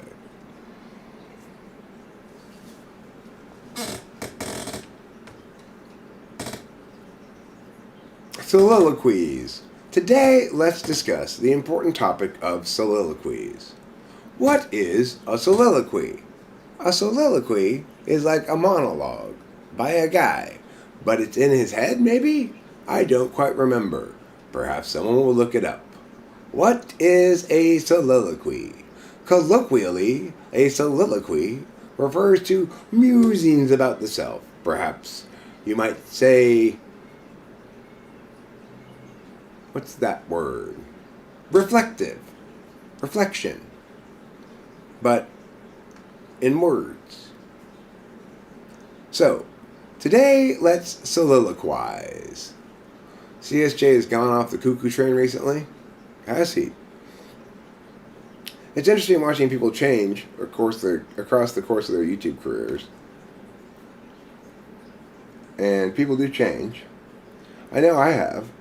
But I'm pleased to look at my change over time because I see myself as improving over time rather than either going crazy like EJR&D, which is like the first and biggest example that comes to mind of a YouTuber who completely fucking lost it,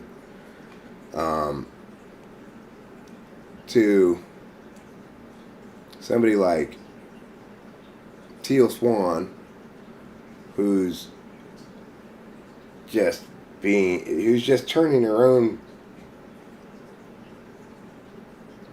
weird,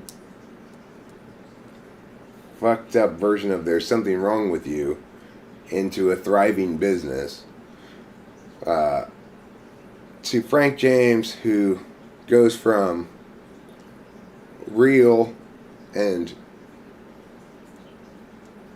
interesting into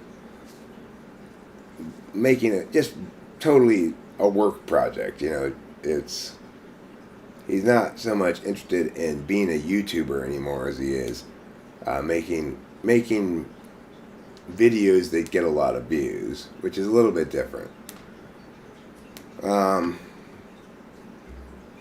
I've watched Eric Thor go through his evolutions, exploring what it means to be a YouTuber, incurring the inevitable harms of being too FE&I kind of aware of the implications of things. It's like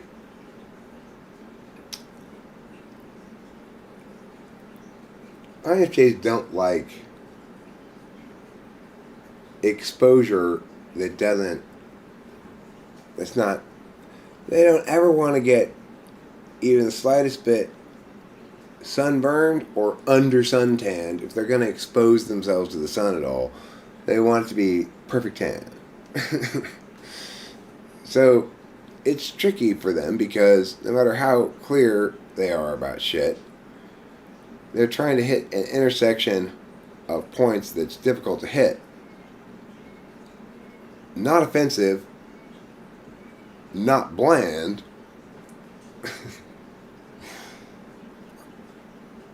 like inclusive, not unlike me. I'm fairly exclusive in my vibe. Poor slouching through Gamora has had to endure a lot of Eric abuse just to be here. He's the real hero. He's the real hero here. He comes here with his wrongness and gets scolded for it. That's a real hero.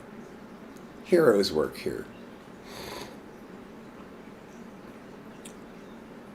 Hi, Mac Daddy.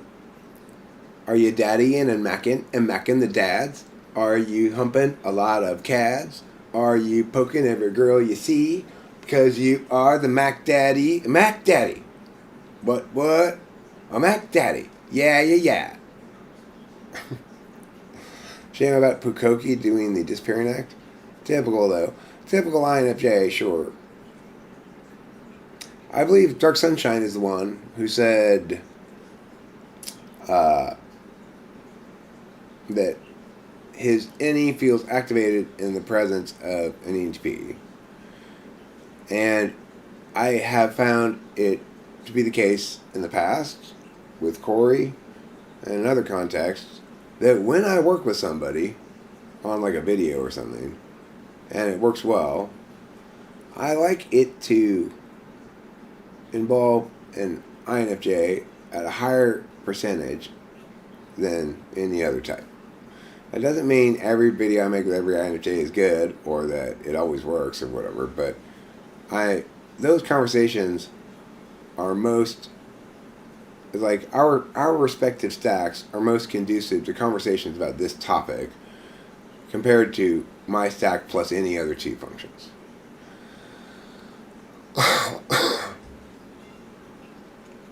Thank you, Mac Daddy. I'm glad you love that song.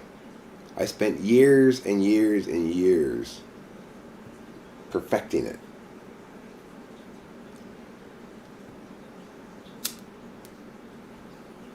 What are we for fuck's saking? Why am I being for fuck's sake?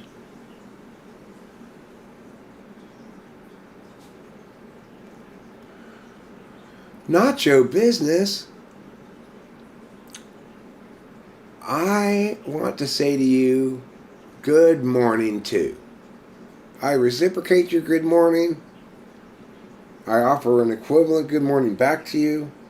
I'm currently enjoying the fresh pine scent of your good morning. I see you've gone with pine today. Everybody, pick a scent for your greeting today. Oh, that, yeah. Well, I was just going to let that go.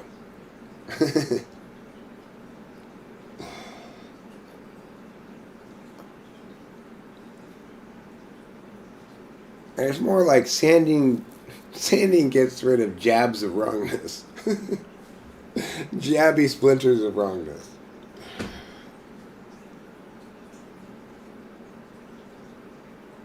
But whatever. Lao Tzu said something really dumb. I read a quote in an anime the other day. What was it? Oh yeah. Or somewhere. I don't know where I read this quote. Maybe it was in the live stream even. That if you're depressed, you're living in the past. If you're anxious, you're living in the future. And I guess if you're happy, you're living in the now or something like that. Well,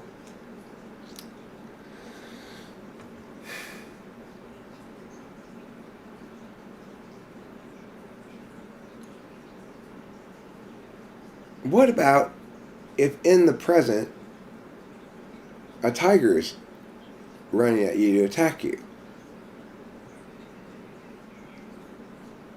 And you run away.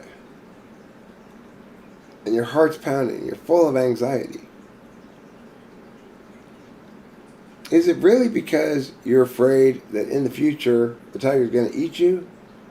Or is it really because you're afraid in the present that there's a tiger chasing you? That's my question for Lao Tzu.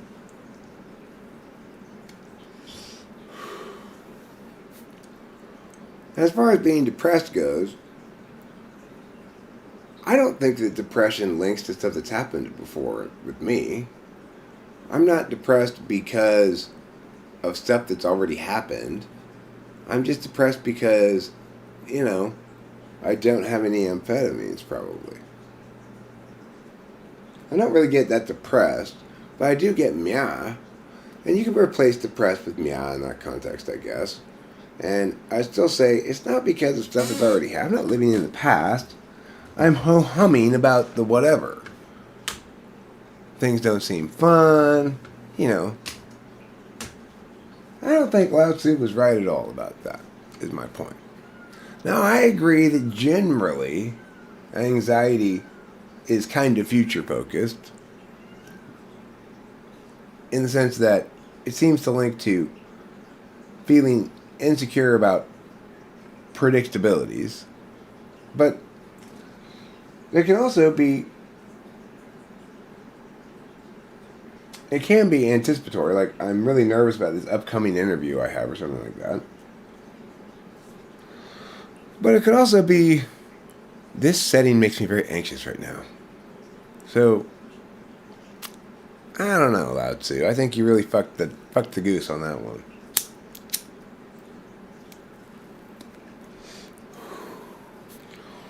The time Lao Tzu fucked a goose. A Zen parable. It can be, but, you know. Are you depressed because of what happened with you and the bicycle shop owner? I don't even know what you're talking about. Is that a joke, or I don't know what that is.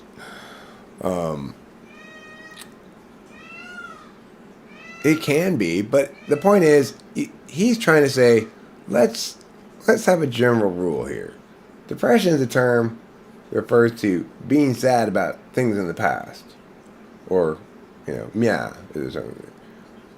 because that kind of bad emotion is always about stuff that's already happened, and anxiety is about stuff that hasn't happened yet. It's not really true, is it?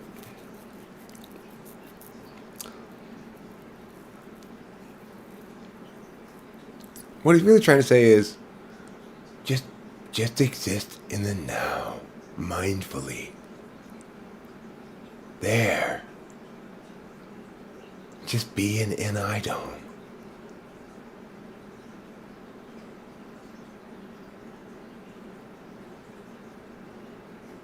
Just be an INFJ like me. Then you'll realize that the strongest weakness is the sweetest flavor. Whoa. It is the reed that bends in the current that is the strongest. The stiff stick breaks.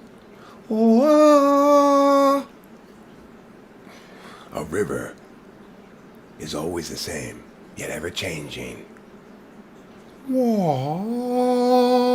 Lao Tzu.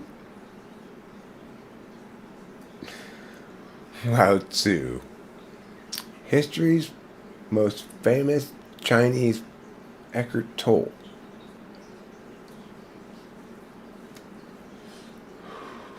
Confucius, the teal swan of his day. Confucius is much more effy than that. So maybe Confucius is like the Oprah Winfrey of his day or something. But nobody, instead of making it into a bunch of concrete rules, he had to have been an ESTJ, I guess? What the fuck was Confucius?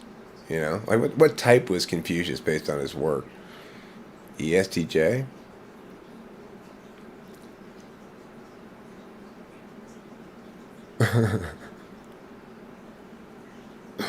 Those who know do not speak. Those who speak do not know. It's like, I bet that's a Lao Tzu quote, right? Those who know do not speak. Those who speak do not know. Well,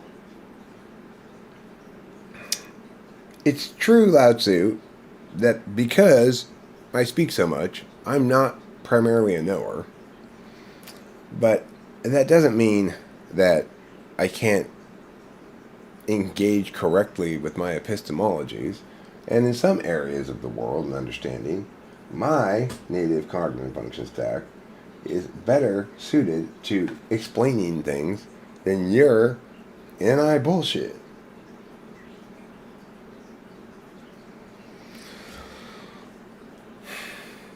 No offense to NI, I love you guys. I love the NI. It's the thing I lick all the time. That's good. I love licking that NI. It's true. The truth is not always beautiful, nor beautiful words the truth. But Jeremiah fixes a beautiful soul.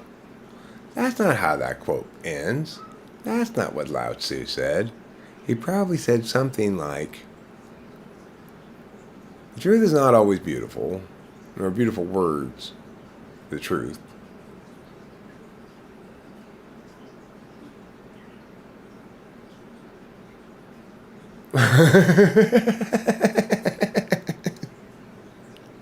One of his lesser known quotes, Jonathan Basanti. I'm glad you highlighted that one. My head is fucking killing me. Who the hell is this chick? Lao Tzu, Dao De Ching.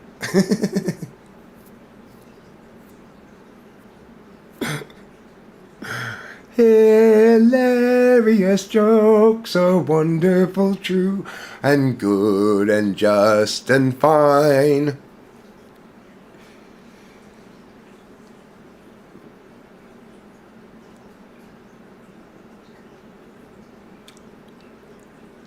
I want to know all that I see and hug you with all my wisdom.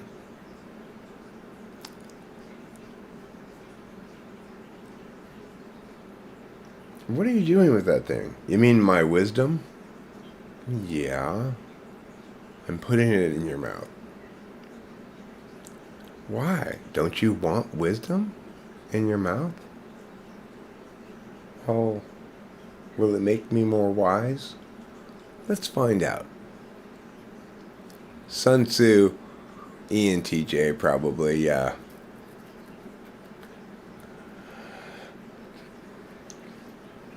Machiavelli, probably also, I would guess either INTJ, probably ENTJ.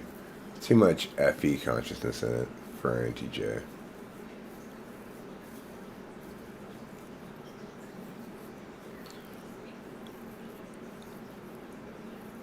Milton, INTP. The best of the poets of the era, too. Pretty impressive for an INTP. But you know why Milton was able to be so good? Because he was writing in these strict forms that structurally imposed an eye upon him.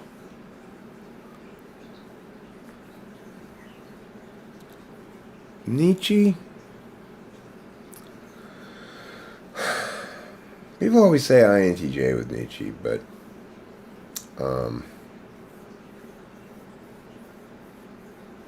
probably could be INFP. A really pissy INFP, I guess. Freud? I don't know. I don't know about Freud. Probably like ESTP. He did get into blow for a while.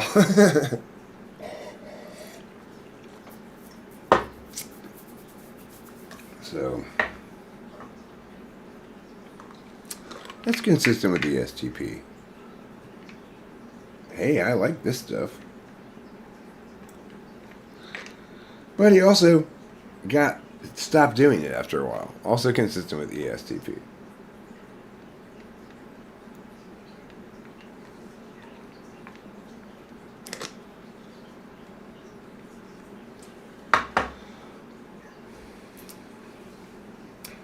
I can do all things in Christ who strengthens me. The thing that I don't know is if I made up that song or not. This is something that I muse about periodically. It's a song from my second marriage. My ex-wife Candace's mother in her house has this sign that says, I can do all things in Christ who strengthens me. I think I made up that song for that sign. But it could be the lyrics and melody to an actual religious song that I heard over there at their house that happens to have those same lyrics in it. I think it's fairly common saying among Christians or whatever. So, there are 12 brand archetypes. The innocent, the everyman, the hero, the outlaw, the explorer, the creator, the ruler, the magician, the lover, the caregiver, the jester, and the sage. Each of us express all of these archetypes in different areas in our lives, different times of our lives. In this moment, I am the sage. Or am I? Asks perhaps the jester. Yet, in changing into the innocent, does he display the powers of the magician? He does so in a most tender and moist fashion, showing himself the lover while exploring the everyman's heroic outlawhood. Yes, this is the way of the archetype. Join me, won't you, today on Journey Through the Archetypes. I'm your host, Everyman Outlaw, Junior.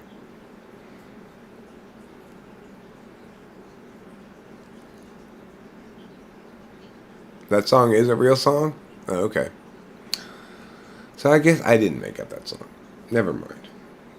Never mind, self. You don't have to worry about that anymore. I can do all things in Christ who strengthens me.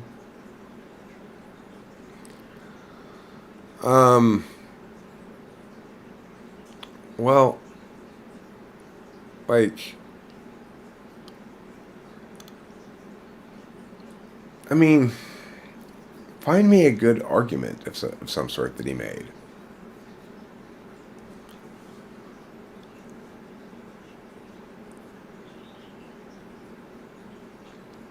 Hosanna, Hosanna, Hosanna in the highest. That's a church song.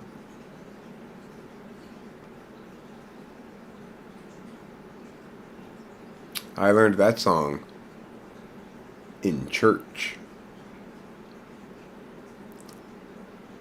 Me. Carlos Paeva asks, best philosophers in your opinion? Me. That's it. That's the entirety of the list. But Eric, you can't say that. Yeah, I can. Oh, David Berlinski. I like David Berlinski.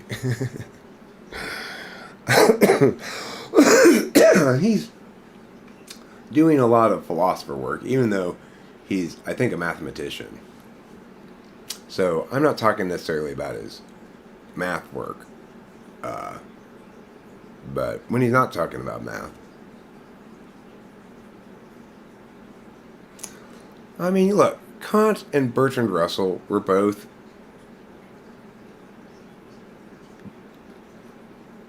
making, they were the individuals that manifest what they manifest when it was time for it to be manifest.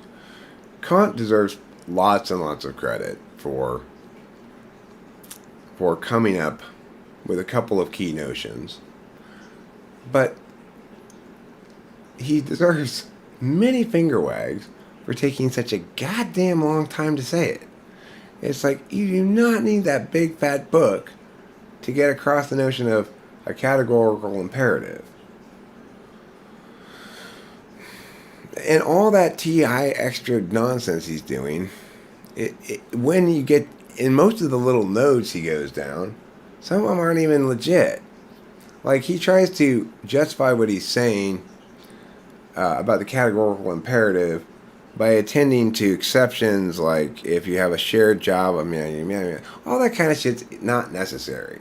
Okay, well, the basic gist of what he's saying is, it's not acceptable morally to treat another agent as a means to an end rather than as an end in themselves. You've got to afford them equal legitimacy as an agent. And he comes up with all kinds of reasons as to why that's the case, but mostly they aren't particularly effective at expressing why it's the case. They aren't particularly good kinds of reasons to affirm. So, regardless, even if they're good ways of showing due diligence on TI grounds, TINE grounds, which they are that, they're good ways. His approach is a good way to establish that you've done your NETI due diligence and ideated out all the TI whatevers, but it's easy to critique backward-looking from a position of a better NI vantage point on something and say, why did you not take advantage of the NI vantage point that you enabled by doing the laborious NETI work? It's not really fair at all, right? So Kant was great in what he made available for everybody as a framing thing, and the fact that he published it in a time and in a way in which it was extra likely to be afforded legitimacy as a philosophical work. You had to do it that way, or else you weren't going to get anybody's attention. And interestingly, now it's the opposite. You can't do it that way and get anybody's attention. I watch BoJack Horseman too. I think it's great. So what is reality anyway? Reality, always and only, expresses as the attentional progression through time of an individual. We talk about things that for us and our purposes are static, and things about which we only need observation to have certainty. Because in each of our realities, we express our reality the same way about those kind of things. So, it is the case that we can all reference a physical world around us that is the reality, one of the realities in which we move through time attentionally. One of the fields of reality across which we move through time, and in which we move through time attentionally. We can determine there are exactly 4 fields that comprise the totality of a being, an identity, which is to say, a reality that stays the same as long as this physiological being and metaphysical being are both alive concurrently in the same body.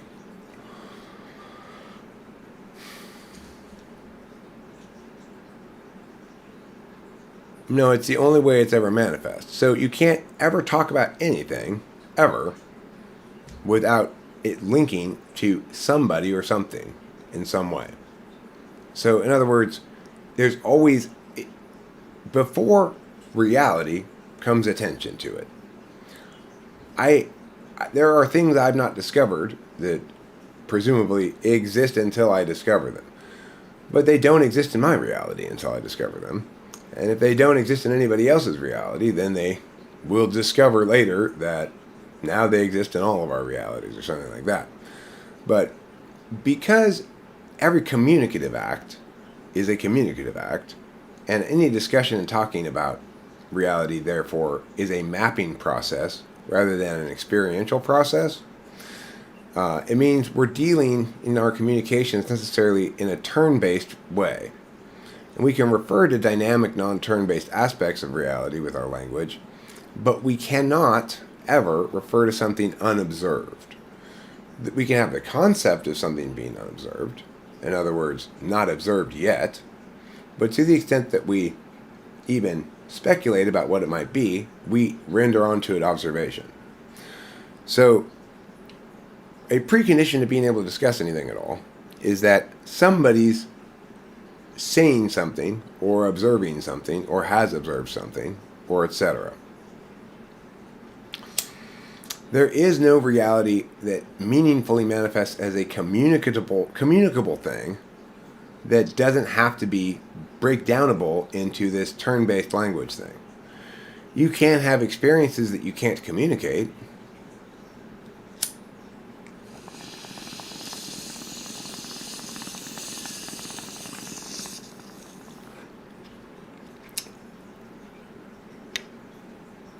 So,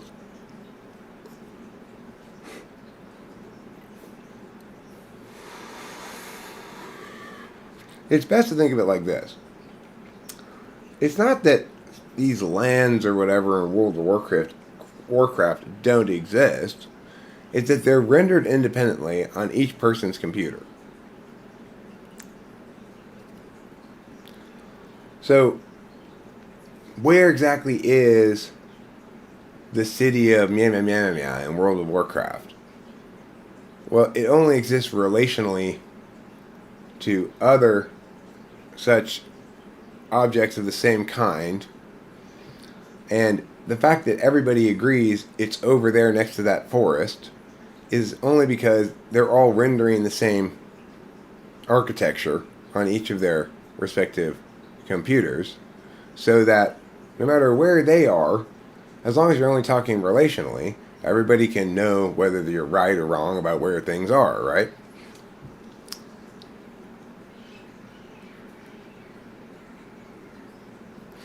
If one's definition of reality allows for the possibility of it not existing, then clearly there is an issue with the definition.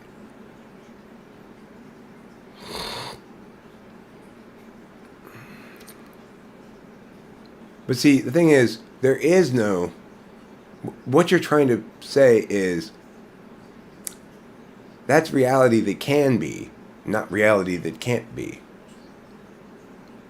Reality of any sort that we can imagine, we have to imagine it first. Or observe it. Or something, right? We have to... There is no thing that you assume exists except for every single instance of it exists in some other way, right? It's like when every single instance of something always exists according to this within and according to the rules of individuals paying attention, then there's no reason to conclude that it exists in any other way. It's impossible to conceive of it existing in any other way, because the process of conceiving it existing in some other way is in fact the process of observing first those possible other ways. So it's an absolute logical impossibility barrier. Punch yourself in the face. It's probably the best test I know. If you doubt whether you're real, try punching yourself in the face. If it goes through your face, like there's nothing there, and out the back of your head, you're probably a ghost.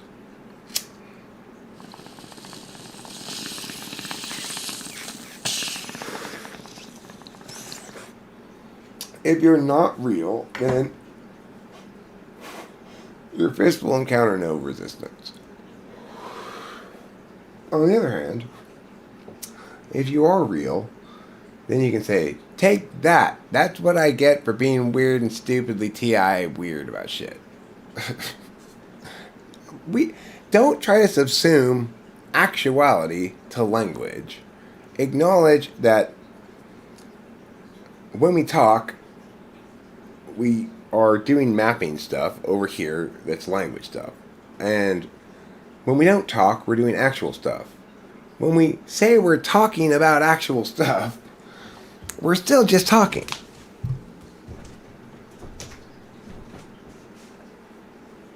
Like, I'm telling you right now about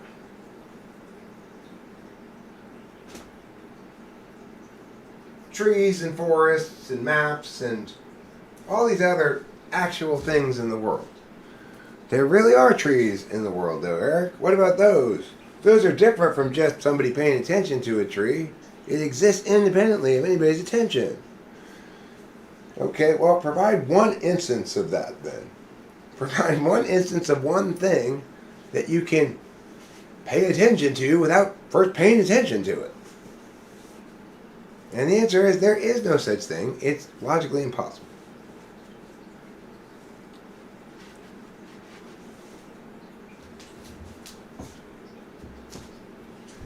You might say, well, then are you saying, Eric, that attention and observation cause reality? I'm saying, no. A reality and a person are the same thing. It's just that a person doesn't exist in a vacuum, and his reality incorporates realities of other individuals. Well, what about this, Eric? What about the fact that one day I'm walking around and I get struck by lightning, and then I'm dead. You didn't observe that first. It caught you by surprise. That's true. How could it be real if it needed to be observed first before it could be real? Well, the answer to that is you did observe it first.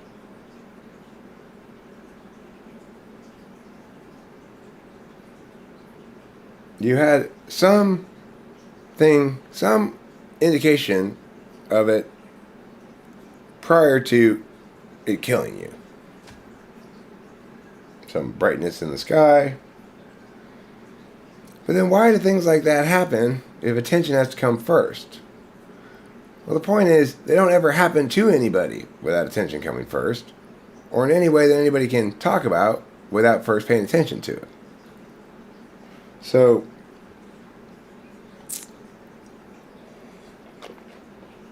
yeah, we live in an unpredictable physical world in which shit can happen, rock slides, lightning strikes, whatever. But that's because there are non-living agents, which is to say, the things we take for granted as being, by and large, stable enough for us to treat as stable, aren't perfectly stable, and we know that broadly to be the case. And so our attention would be misleading. We'd be wrong if we didn't already have in our frame of reference that stuff like that sometimes happens. We do have that in our frame of reference, and so therefore if stuff like that never happened,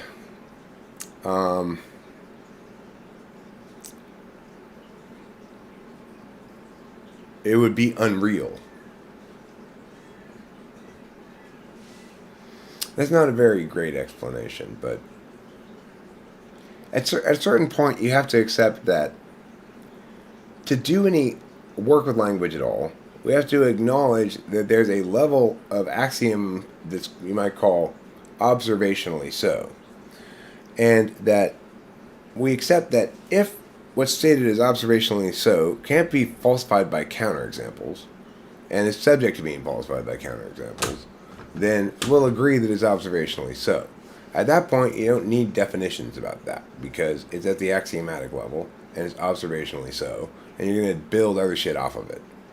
You're not going to build definitions in reference to it, so it doesn't matter. In other words, you have to let machine code level shit be machine code level shit. And argumentation isn't everything else. If you get obsessed with NIT and what you can do with language to work around the finality of universals that are nevertheless universally so, then you're getting distracted by the ultimate purpose of being that reason robust, which is to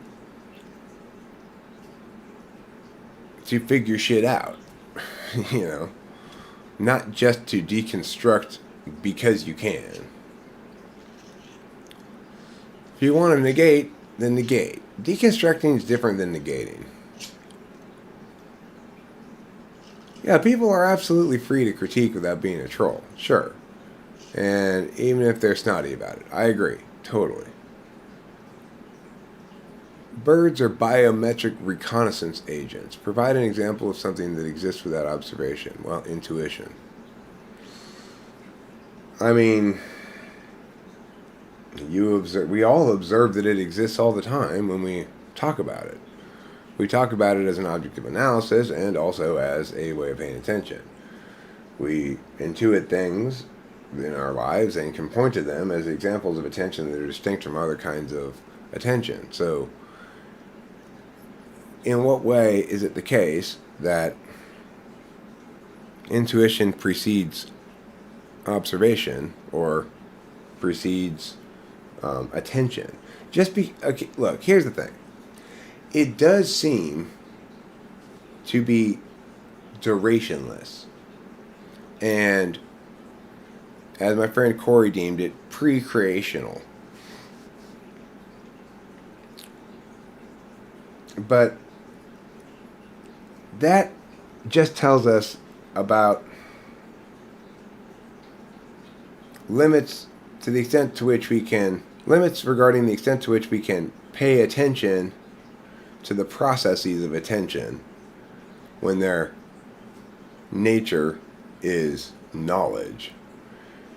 It's also not really possible to pay attention to the process of remembering things. The nature and definition of knowledge is that it's not a deliberative process, but rather an instantaneous occurrence.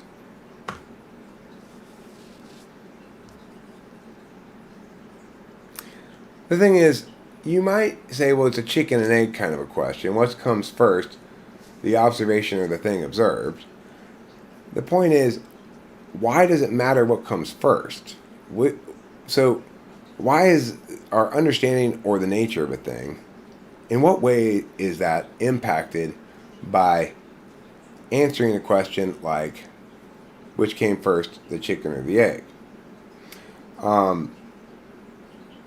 In reality, what we're looking at here is a process of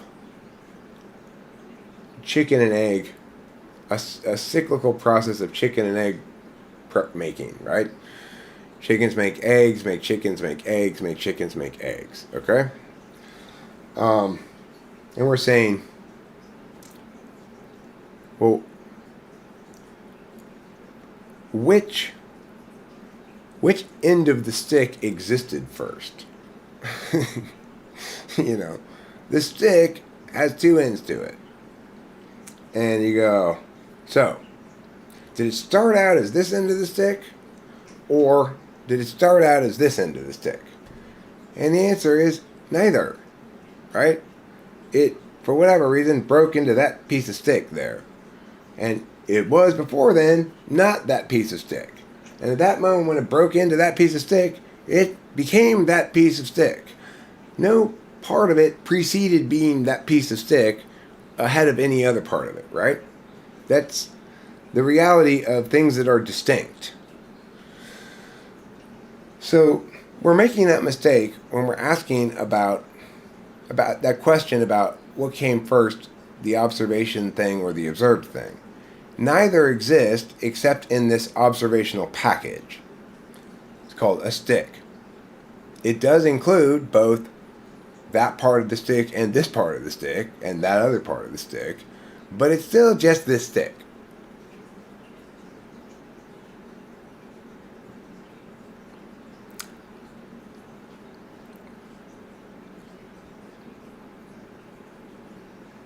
Please don't sand my stick with your calloused fingers is a good lyric or a good title for a country song.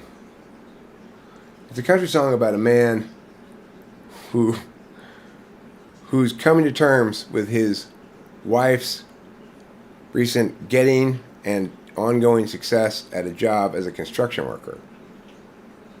And most lyrics are all about, I love what a big strong woman you is, and you're walking around with your lumber and stuff like that. But then the main line is, but please don't sand my stick with your rough calloused fingers.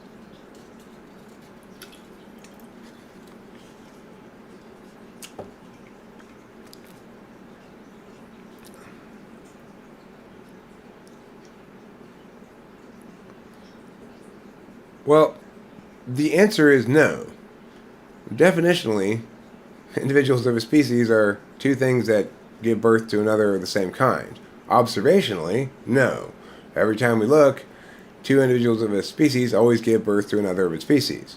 And while those species have some plasticity within their expression, in other words, there's variation within genotype and phenotype,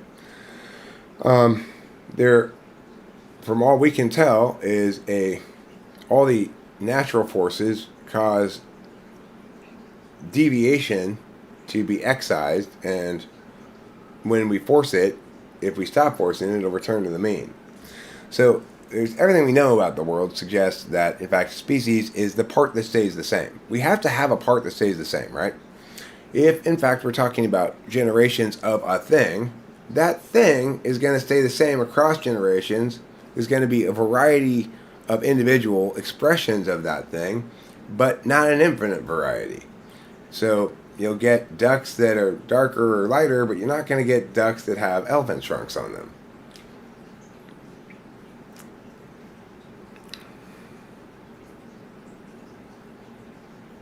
The problem with evolution is its equivocation, right? What are you treating the species as? Is it the part that stays the same across generations or not? If it is, and that's how we use it when we talk, is this is the 17th generation of chickens from that particular hen or whatever. Great-great-grandmother hen back there or something. We don't treat the word hen or chicken as though any changes occurred when we're measuring instances of a species across time in any normal sense, right? It's never the case that when we're counting how many horses they used in the Civil War, we need to recall that they weren't really horses as we know them now. They were something else. It's just not the case.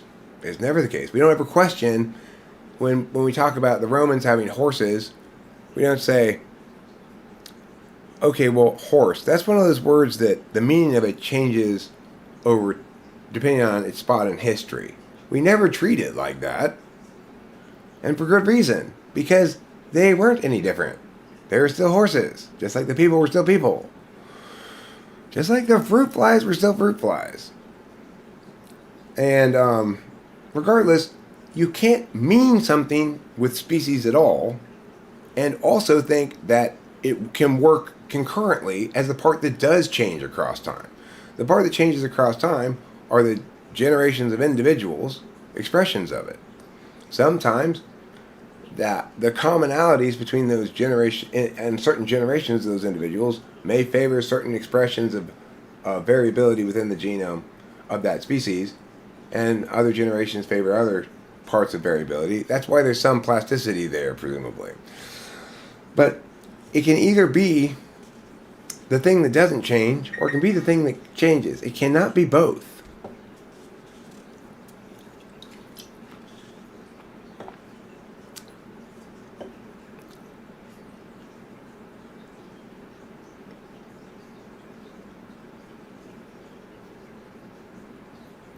And nothing's wrong with that definition.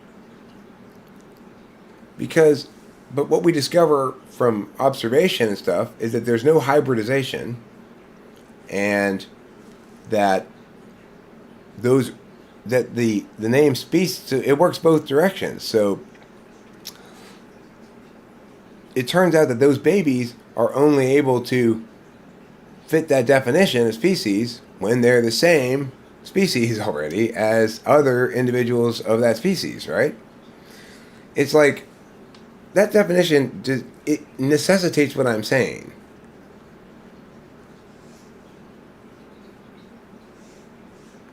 Because it is the case that instead of having a range of hybridizations and various other things displayed in the extant creatures of the world, we instead have very distinct sets of, these are all the same kind of spider, these look a little different, and these are all the instances of that different thing. These are dogs and these are people. We don't have dog people. There are no dog people. There are no things that are partially dogs and partially people. So that's the problem you have. Once you establish that thing, and then you actually do the observational work, you realize, oh, despite what that definition would allow, it doesn't work like that.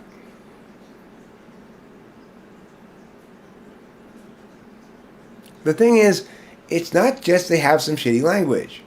You can't be right by being wrong. It's not that you can't say, well, oh, look, I may not have explained it well, but I'm right. Your explanation is what you have to say about it. That's what's right or wrong. You're wrong to believe in something if it doesn't win the argument. And the reason is because, while winning the argument is no guarantee that inherently that whatever you're saying is correct, if you lose the argument to a better argument, then whatever you're saying is at least not preferable to that better thing. Because to have lost that argument means there's no explanation as to why this better explanation is not better.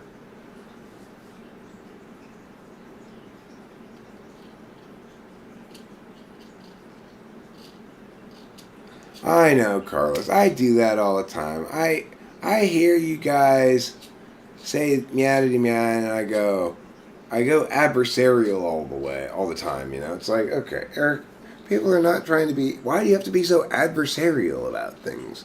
This is what my point is. This is the point about my scolding booth at the carnival.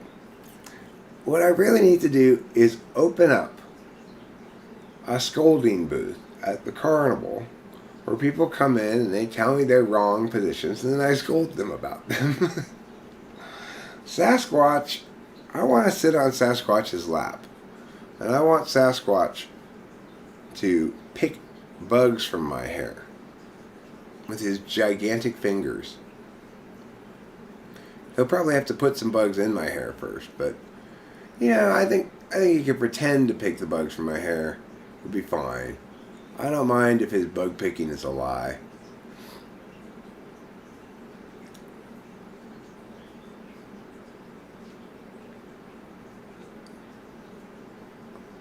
The convergence from what, though?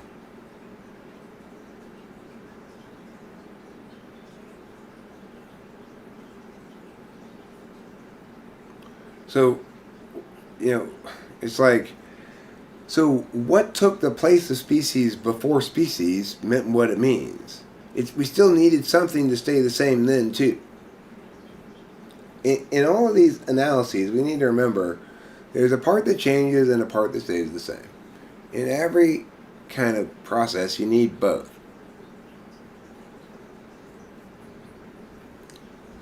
You can't throw the ball down the field unless the field doesn't move.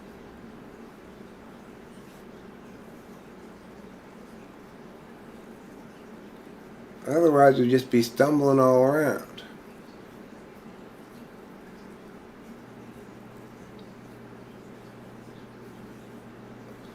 Yeah, oh yeah, you can move the field and the thing. Well, there's still something that stays the same, which is like the people don't. They move across this moving field and throw the ball in moving ways, but then there has to be something on the outside of the field that doesn't move that you can contrast against, so you can see that it's moving. So there always has to be something that stays the same and something that moves. I don't know. I don't know how better to say that, really, but that's how it is. Anytime you're trying to make any kind of argument, the point of definitions and criteria is to lay out things that are going to stay the same no matter how the following thing plays out in its particulars. We're going to both agree ahead of time that if we'll both try to explain, like in competition debate, both parties present a criterion to the judge and then framework in support of that criterion. A criterion for a judge is something like the judge should vote for the argument here that best wins the impact calculus, or the judge should vote for the person here who best establishes or that who best upholds rights, or something like that. It's usually some variation of those two things, utility or deontology stuff. It always breaks down to that. It always breaks down to that because it's subsumed by attentional manners. The reason it always breaks down to that has to do with personality, of all things. It's because some of us pay attention to the low-res data, and they do so under low-res rules or high-res, or some mix of those, you know.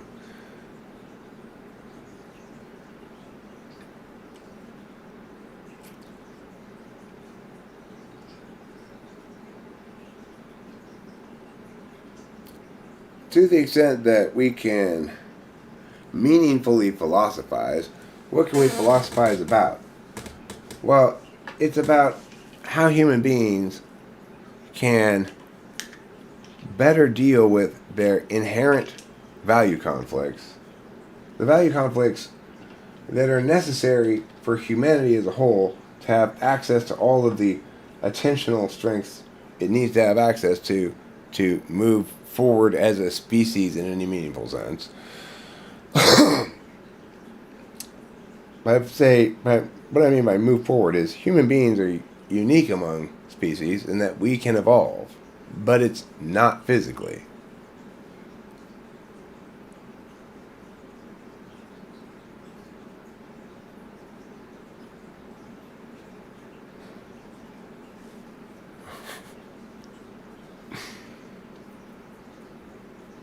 That's what's coming next. I tell you, you guys are right. Instead of being transgender, people are going to be like, okay, we figured out a way to replace the skin on your arm with the skin from a dog with its fur. People would totally get that. Ridiculously. It's called not respecting your SI enough. The question is, what is meow? And how can we use meow to improve our golf swings? Well,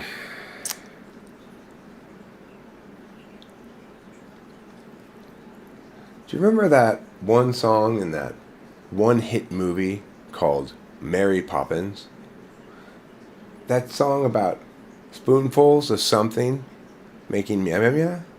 Well, replace something with meow. I hope that answers your question adequately from your perspective. It definitely answers it completely. And in the most comprehensible way. We can definitely conclude those two things. Yo,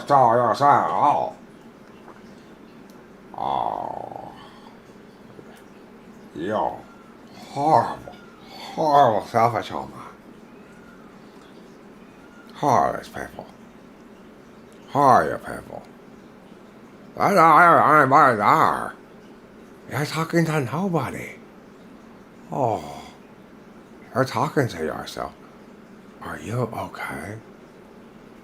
Do you have mental stillness? I'm fine, Tiffany.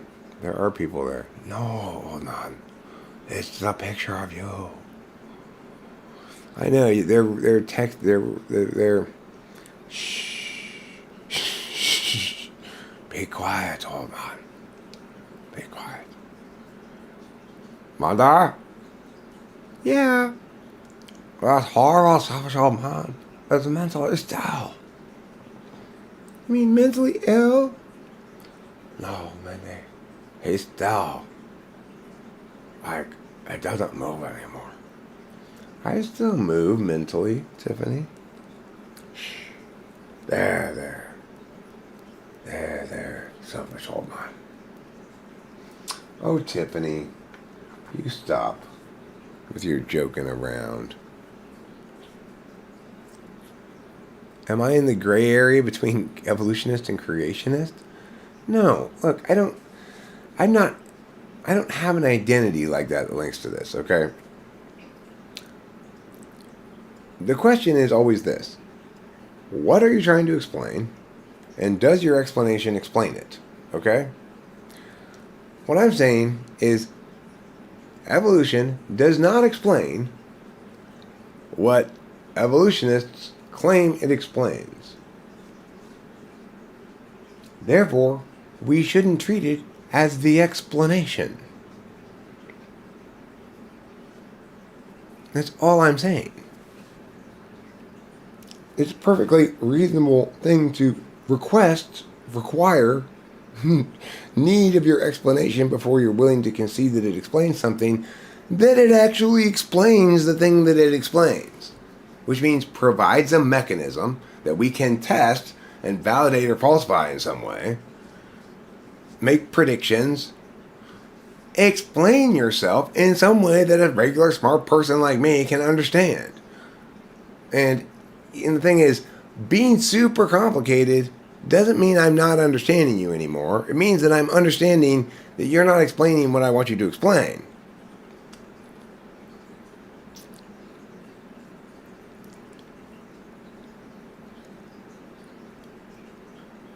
The thing is, a lot of people make this mistake. The truth is that between my white and black area, that's where I keep my yellow area. I put my gray area over by brown, because they're both kind of meow colors. I don't organize my colors like you guys do. Everybody assumes I keep gray between black and white. I do not keep it there. It looks ugly there. It's like, you're just trying to be half one, half the other. Get out of here, you. But if you put it over by brown, it's like, hey, cool job being less colorful than your neighbor.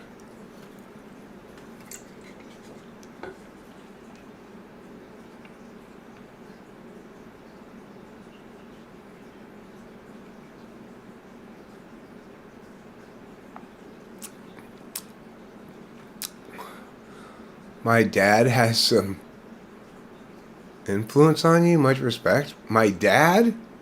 You mean the world's biggest atheist? The world's foremost proponent of evolution? No. My dad does not agree with me about this. But I haven't really even tried to explain it to him or tell him about it.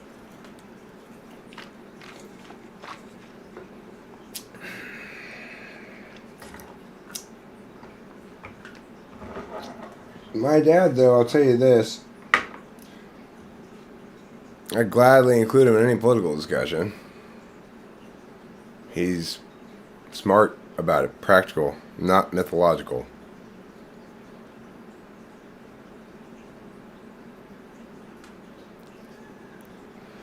Michelle, wait, would it make you happier if I believed you were an ESFP than an ESTJ? I don't remember how your TI... you did really well on the TI test, huh? I don't remember exactly, but... because...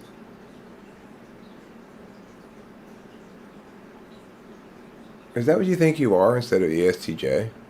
Is ESFP?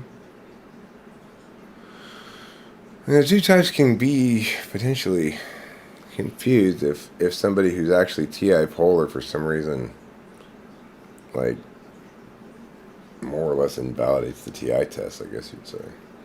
I don't know what to make of that.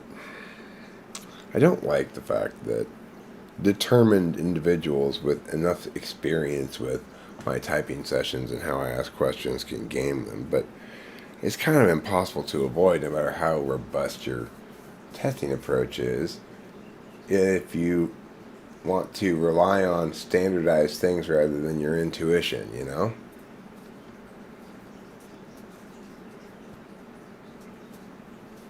And to the extent that your intuition is running afoul of the standardized thing, you go to the standardized thing and you realize, oh, that's what happened there, then it's possible that in the future you can have in place things to check for to make sure for that it's not one of those things again. But for me, part of the reason I'm a good typologist is that I don't trust my NI very much. And with good reason. I actually keep track of my hits and misses and stuff, and when I'm just going with my NI, it's it's a crapshoot, you know? Sometimes I'm right, sometimes I'm wrong, and about all kinds of things. It's not just typing. My NI is not particularly reliable, and it can be reliably expected for me to forget all about having it in moments where it matters. It helps to have Rachel around in those moments.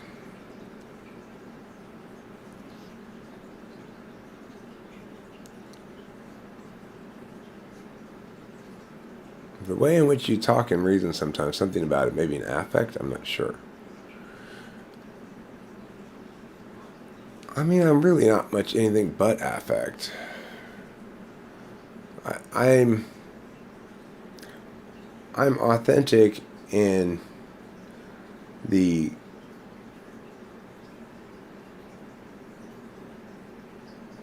habits of self-display that I've comfortably come to practice and be, that have become me over the years. It's not as though I really had ever some kind of clear, authentic self that was about me. From the get-go, I was pretending.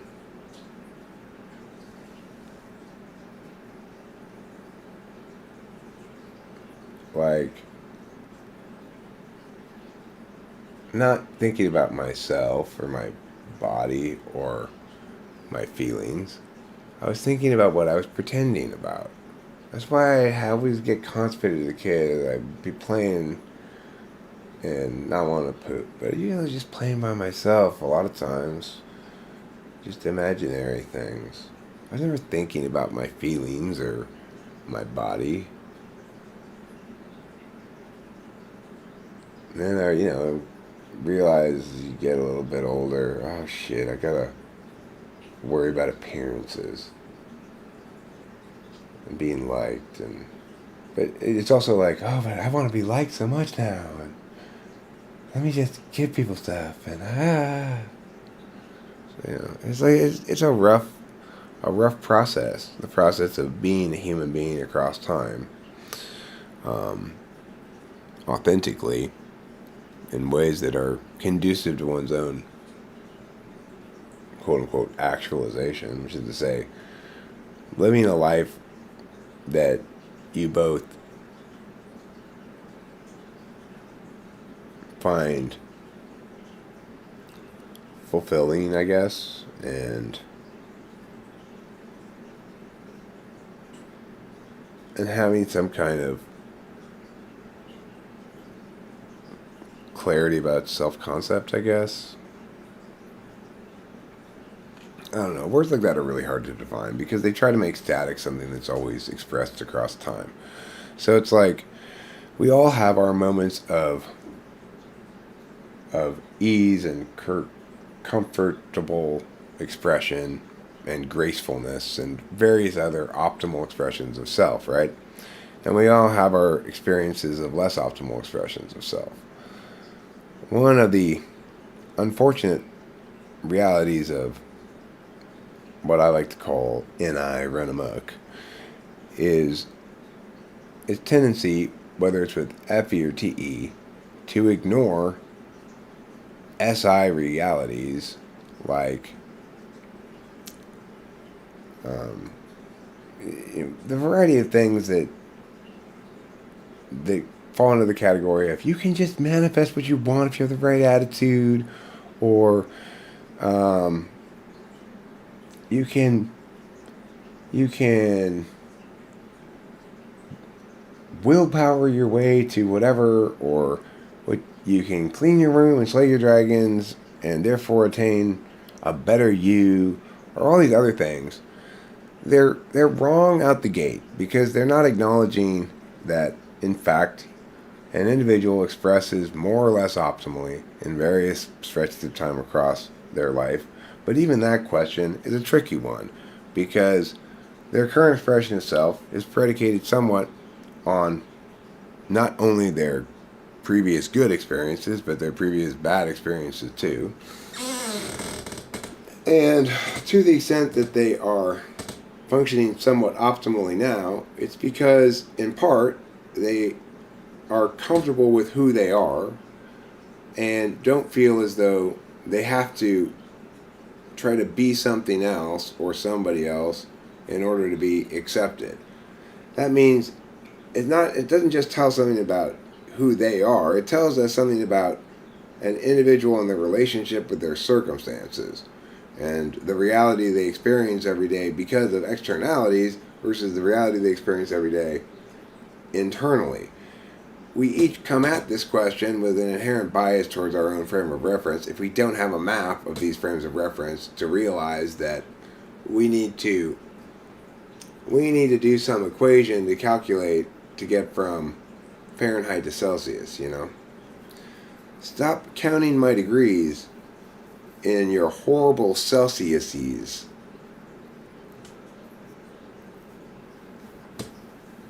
Lao Tzu. From now on, I'm going to attribute everything to Lao Tzu. I think, Jonathan Bassanti, you really launched the ship that launched the flotilla that launched the Armada. Cheerleaders better you, I'm gonna puke. At that I only cheerlead my dog. Go dog, go dog. Everybody, every booga.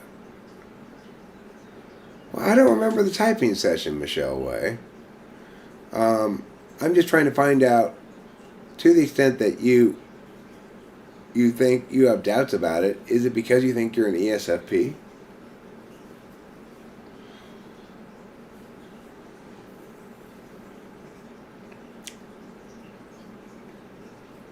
Because you're not completely un-ESFP like in certain ways, but it's really, I don't remember the test interview. The point is, and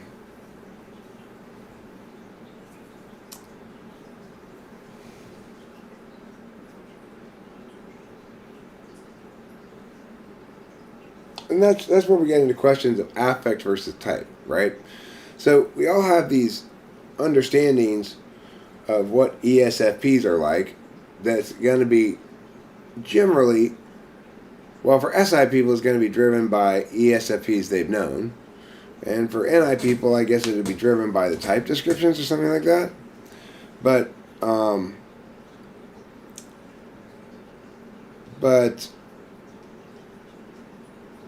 ultimately, attentional manners convert to affect in unpredictable ways, based on particulars that are included within the variation within a given type. So, I'm not trying to say I don't think you're an ESTJ. I'm just saying I would find it interesting if you thought you were an ESFP, specifically instead of an ESTJ.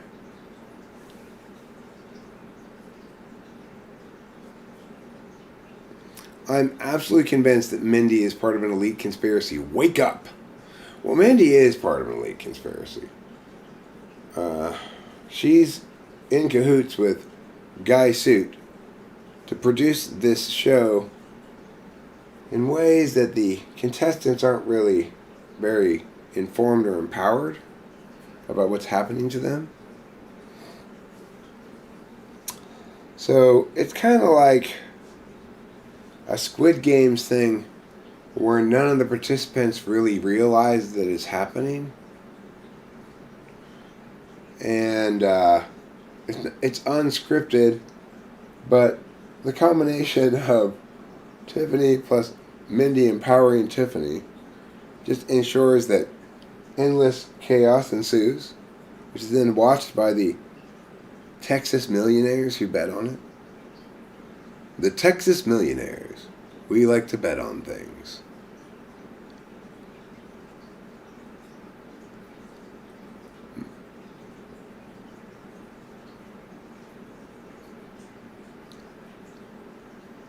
You wore your sunglasses whole time. You wore them the whole time. You don't like your physical color appearance these days. I'm sorry that you have such feelings about your physical appearance. I won't tell you how to feel if you stop telling me how to love. I don't tell you how to love, says Michelle Way. Eric, knock it off. In a recent live stream, a chat member said about me, I figured you're NT because you're mapping social from a detached frame. Do you think how I formulate my questions are characteristic for INTJ?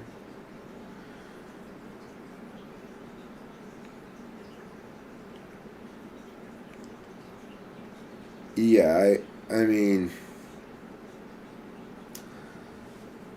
what I see in you is somebody who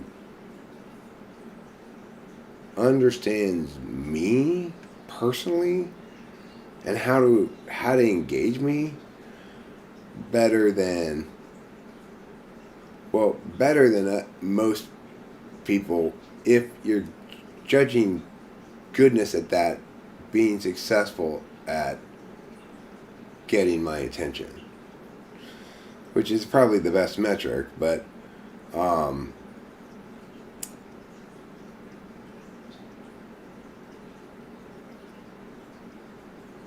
you ask questions of me that I want to answer,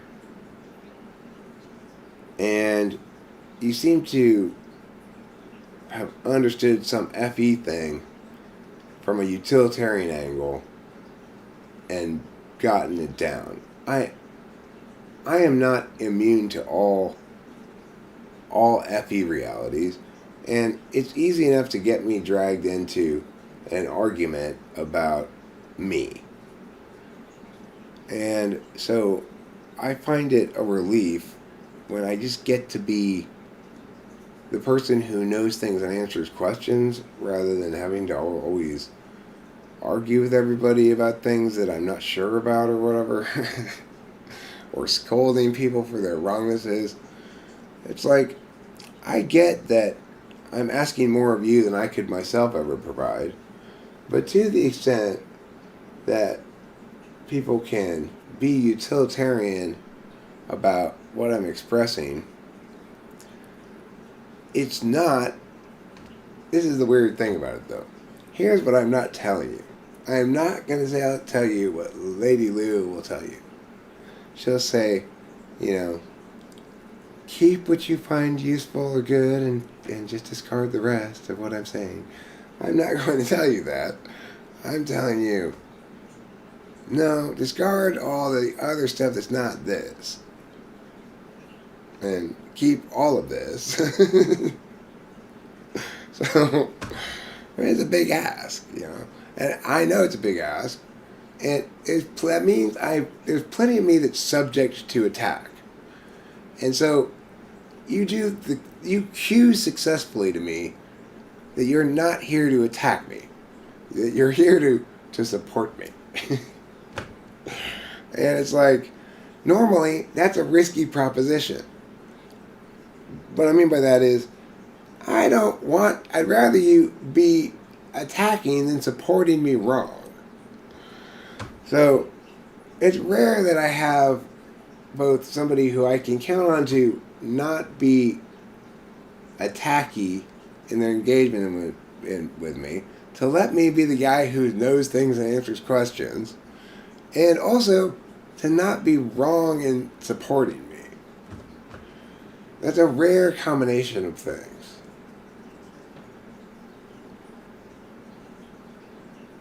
It's because I feel safe in your loving hands. I feel safe in the loving hands of an INTJ. Cause they're really knowing how to make me useful today.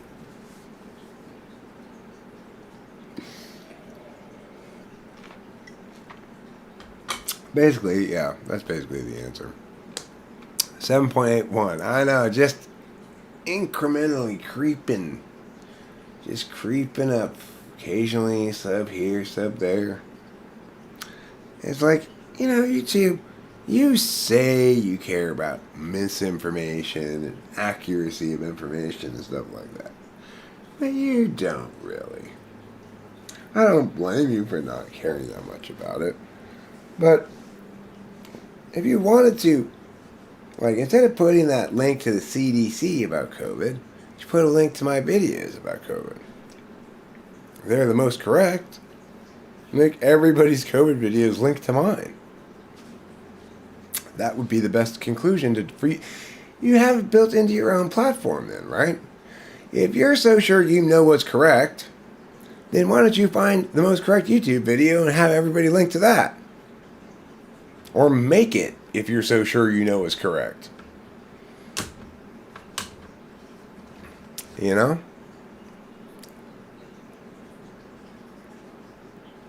You do you. And me do me.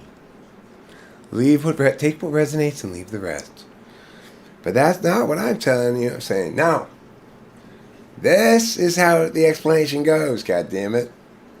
It explains things. So it's got to do what an explanation does. So just let it be an explanation. I decided to keep the law of gravity, but the law of thermodynamics doesn't really resonate with me. So I've rejected that one. No. Doesn't go like that. Okay? You don't get to pick and choose which explanations explain things. They get to pick and choose by explaining things or not.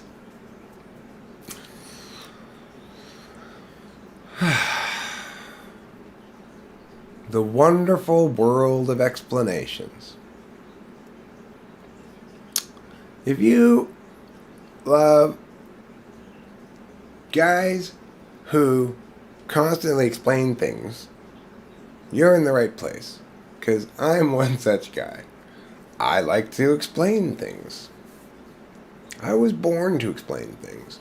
I saw somebody in a thing the other day say, "Are you an inquisitive debater or a teacher?"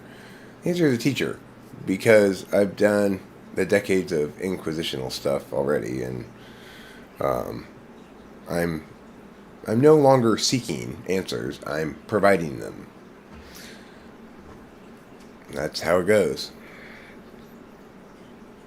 It's turned out that after spending many decades, many years, since I was a little kid, trying to figure everything out, that, yes, eventually you can figure everything out.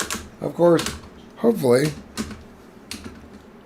if it gets all in-eyed and whatever, then it'll become the basic for the next generation of figuring things out, right? The next generation of figuring things out won't have to worry about what's the metaframe, but instead we'll go, all right, given the metaframe, let's figure shit out now.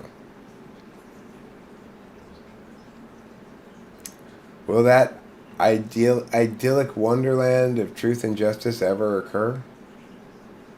Well, I'm going to say yes. Don't ask me why. I'm just saying yes. Because I like that answer better than the alternative, which is maybe or no. Or your question's a category error or something like that. How can my question be a category error? Because you're asking me whether lumber made out of pine is more likely to be Catholic or Jewish. What's wrong with that? It doesn't mean anything.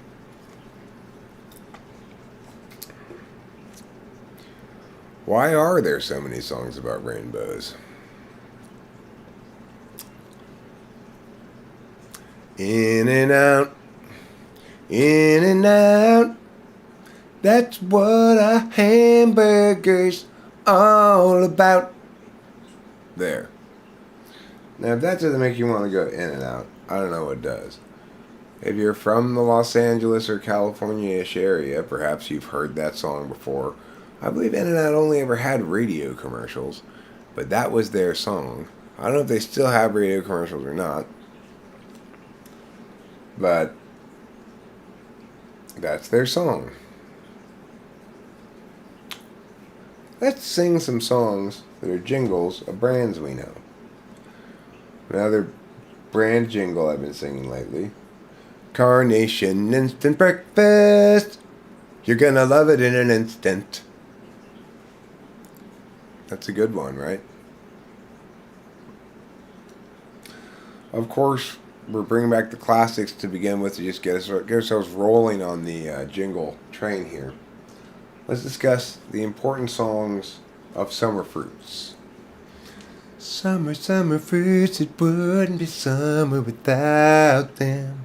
Taste them and see, straight from the tree. Summer, summer fruits, it wouldn't be summer without them. That's a classic. Or, oh no, you won't get a lemon from Toyota of Orange. No, you won't get a lemon from Toyota of Orange. If you live in the greater Los Angeles area and you're of a certain age, maybe they still have it, I don't know, but you probably recognize that song. Or, who recalls the wonderful song for Pete Ellis Dodge? Pete Ellis Dodge, Long Beach Freeway, Firestone exit Southgate. That's a great little song, isn't it? The Pete Ellis Dodge song. Who doesn't love that song?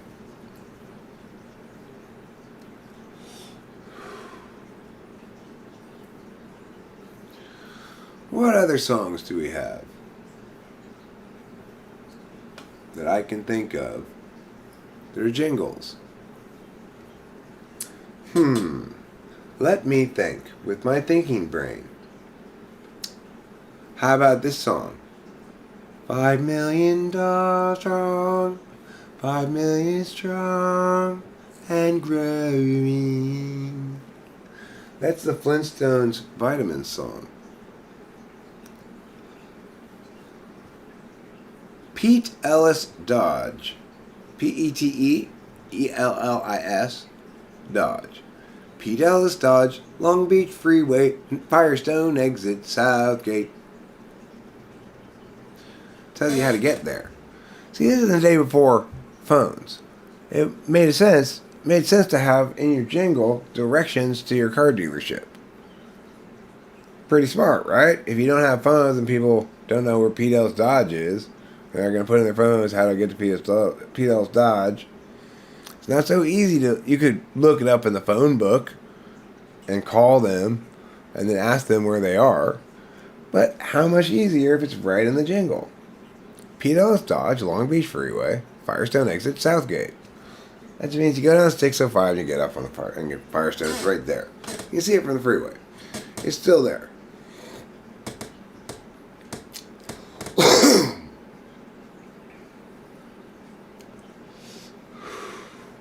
Then there was, of course, the very frequently aired commercials for Cal Worthington's car dealership, where he always made his commercials with an animal of some kind. And every time, regardless of what the animal was, he called it his dog Spot. And his song, though, is like a kid's song that already existed. He just changed the words. Like, if you want a car or truck, go see Cal. If you want a tent, go see Cal. If you want a car or truck, go see Cal. Yeah, he did his song to that song.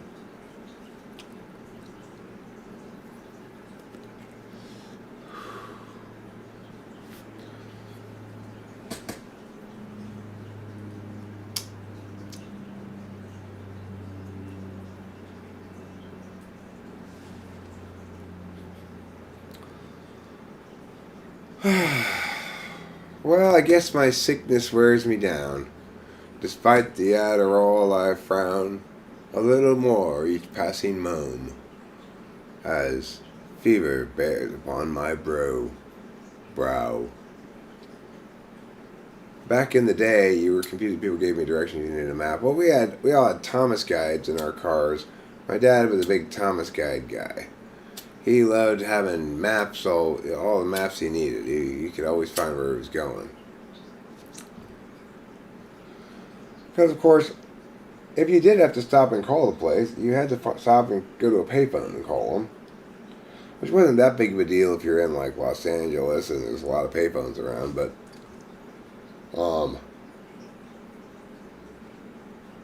you always wrote down directions to yourself.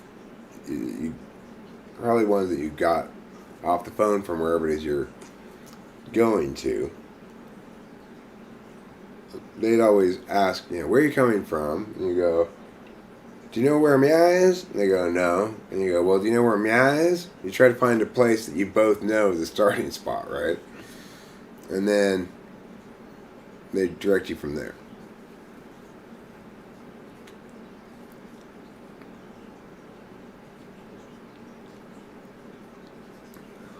Which cognitive functions makes you good with directions, if any? I don't know. The actual mapping of physical spaces is the least complicated mapping of things that people do. It's just relational objects, but it doesn't necessarily mean that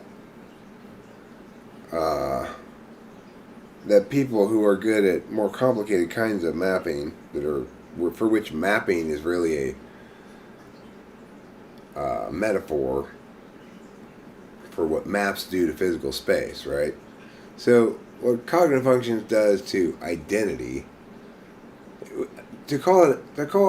talking about cognitive functions and people who express this kind of prioritization of these abstractions as mapping types, is to say what they're doing is the same to metaphysical stuff, or totalities including metaphysicalities, what a map does to the physical world.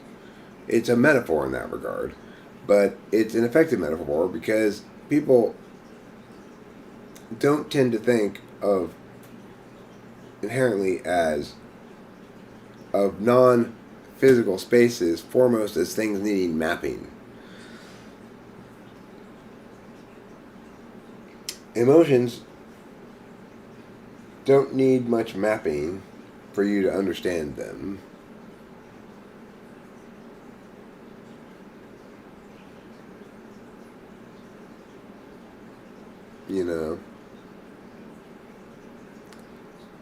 I'm hungry for food.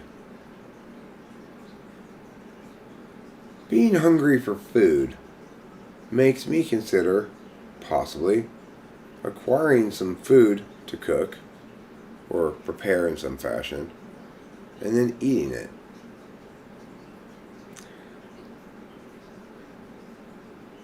I mean, it's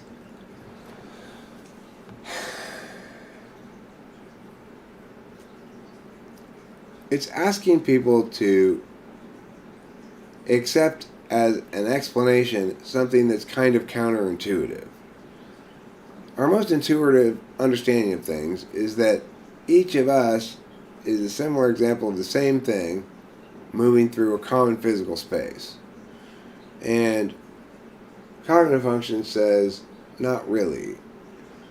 That each of us manifests a reality via paying attention, and our attentional configuration determines how and where we specialize.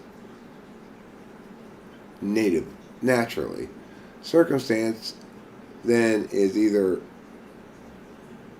rewarding of those native expressions of self, and or punishing of those, and or refining of those for a variety of particular reasons. It is the case that every individual duck is unique. No two ducks are exactly alike. And yet, it is also the case that all ducks are ducks. And that while no two ducks are exactly alike, no two ducks are too different either. So that's what personality type is all about. That in the status quo, we're acting as though we're all individual ducks. But that's fine if we're just categorizing us physically. Physically, we're all equal people, the same thing, examples of the same thing. But metaphysically, we are actually, each of us, examples of one of 16 possible configural pairings of attention that divides us into identity classes just as effectively as saying we're humans and not ducks divides us into species. But it's about a totality thing called identity that encompasses both the metaphysical aspects of being human and the physical aspects of being human. So it is rather paradigm upsetting in the same way that relativity disrupted people's conception of time. They didn't have that conception of time prior to relativity, you know. It's like people didn't think of time as being anything but a constant, a steady, constant thing that was the steady constancy of it and progression of it was established by the movement of the sun across the sky and the stars across the sky at night, you know.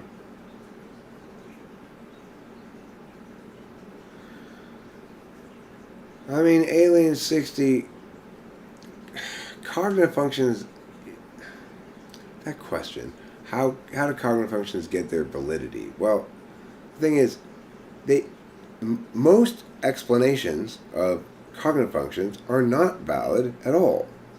You should dismiss them as wrong. Because it's never the case that something like cognitive functions are valid. We just use that as a shorthand of saying the consensus understanding of the explanation about that is valid. We might say relativity is valid. What we really mean is this explanation that's inside the bag of the term relativity is correct. It correctly explains something. What I'm saying is my explanation is correct. It correctly explains something. It's an explanation that cleans up a whole mess around Jung's cognitive function notion, which Jung himself never finished developing, never got right, but that nevertheless was the precondition to getting it right. He's the author of the notion, right? So that's where we begin, Alien 16, answering that question, is we say everybody who thinks cognitive functions is bullshit because of some things they've heard from people, not me, about it, and including me as of a few years ago or something, is I haven't always been getting it right. It took me a while to get it right. I went through the process of trying to get it right in front of everybody, you know? It wasn't instantaneous. So the thing is, if you're predicating your conclusions about cognitive functions on anything but stuff I've said not more than a couple years ago, then you're right to critique it as inadequate as an explanation. It fails to explain. But what I'm explaining to you now is about cognitive functions. It is an actual explanation. The reason I haven't moved around much about the matter in a long time is because I got it right. Prior to which, I was still trying to get it right and was moving around on it. But the thing is, most importantly, the reason cognitive functions conceptually ought to be embraced is that people are expressions of attention through time. That's the best understanding of a human being's identity, is it's something that stays the same as one's consciousness progresses through time via varying ways of paying attention. It is not the case that people have an attribute called conscientiousness or neuroticism or anything. Those instead are how people make static something that's not static. And thereby, in that kind of instance anyway, constrain it artificially and confuse everybody about the nature of reality itself.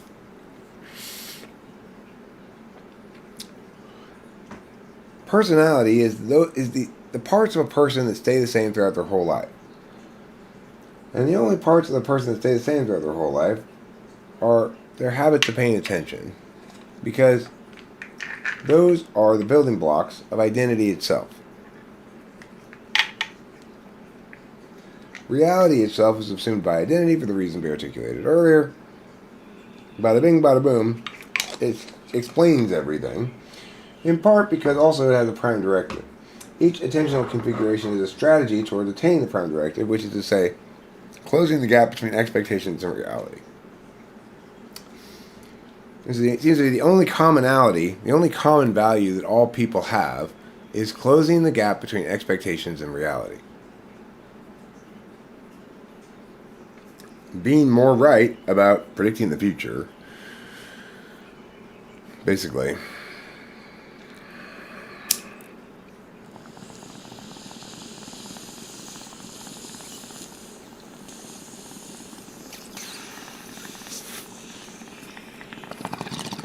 And the problem is, people project their ways of attaining under that prime directive onto a variety of circumstances.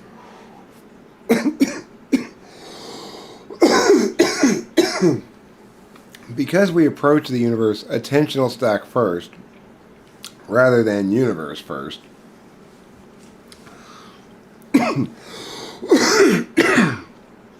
we all tend to see everything as a nail because we've got a hammer.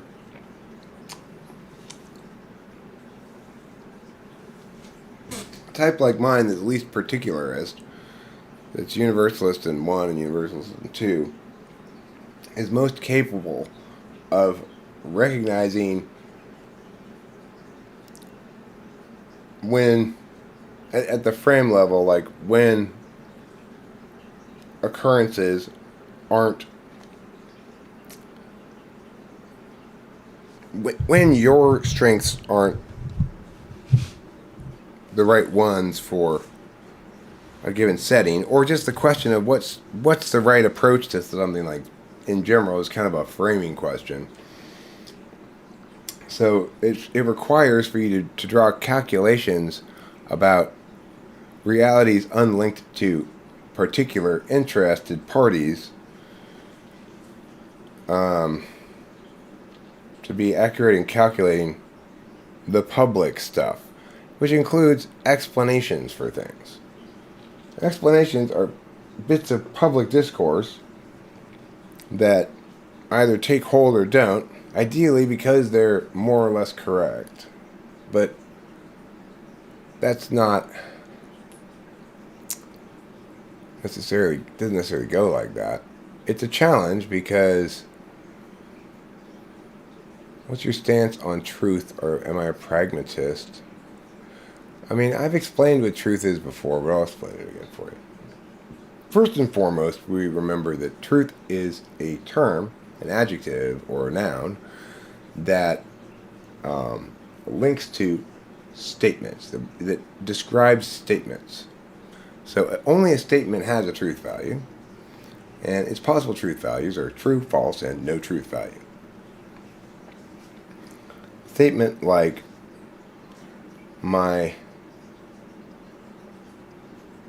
love sings a lullaby of sweetness, has no truth value or is false. if you're saying it's an expression, it's a metaphorical expression of art and not intended as a claim, then you'd say it has no truth value.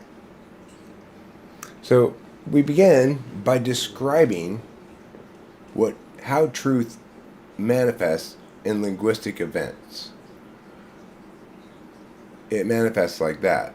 Individual people ascribe the status truth to statements. What they mean when they do that usually is you as well should ascribe to these statements the status truth and therefore, quote unquote, affirm them. To affirm the truth of something is to argue that we ought share a consensus regarding that status truth that you're affording to certain statements, or I'm affording to certain statements, or we're considering for certain statements that we've yet to decide about. When we remember that, we skip over a lot of unnecessary nonsense. Now, people use the word in other ways, like, that was the truest melody I've ever heard. But they're being poetic. Or they're co-opting the word true to refer to holistic things rather than argumentationally parsable things. For people who prioritize argumentational parsing as a epistemology, they're going to say things are only true when they're argumentationally parsed or parsable or successfully withstand scrutiny on that level. But it is also the case that there are plenty of things that statements about can reference identity stuff that's holistic, that's resistant to parsing.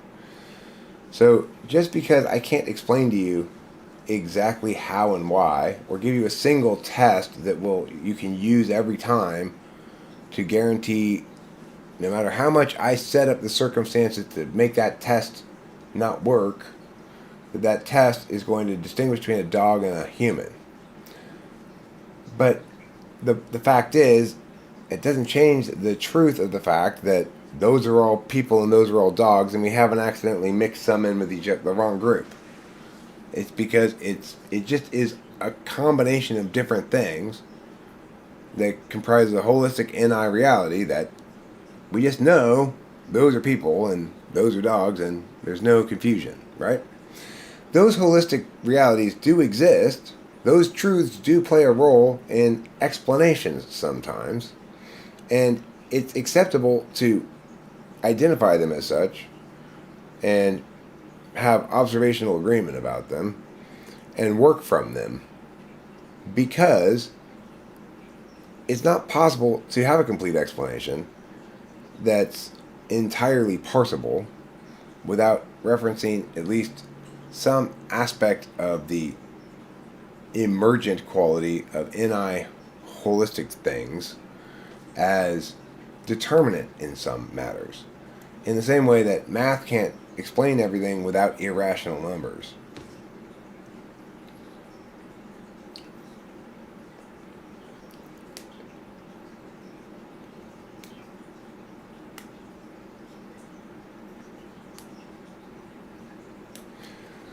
Being convincing does not mean you're correct. That's true. But whether or not it means you're correct, it depends on what you're convinced by.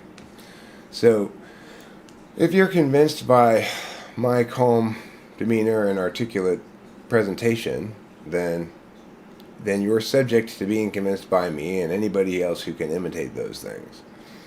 If, on the other hand, you're convinced because of the strength of the argumentation, that presumes you've got some capacity already in place to critique argumentation on its strength. But you're not me. I'm perfectly architectured to do it, but also perfect in all the SI background particulars. So, I'm a perfect storm of things, such that at this moment in my life, I'm here to tell everybody the truth.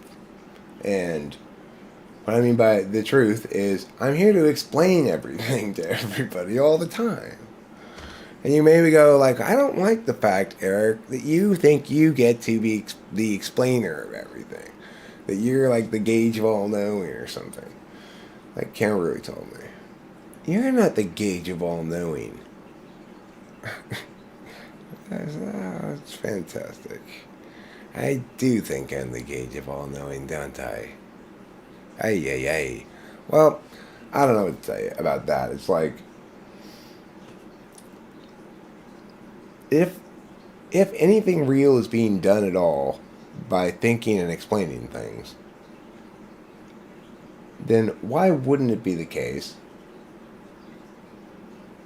that somebody perfectly equipped by both nature and nurture to explain things, after spending decades thinking about things and trying to explain them, would finally, at long last, actually be able to explain them? Why is that so impossible to consider as maybe happening?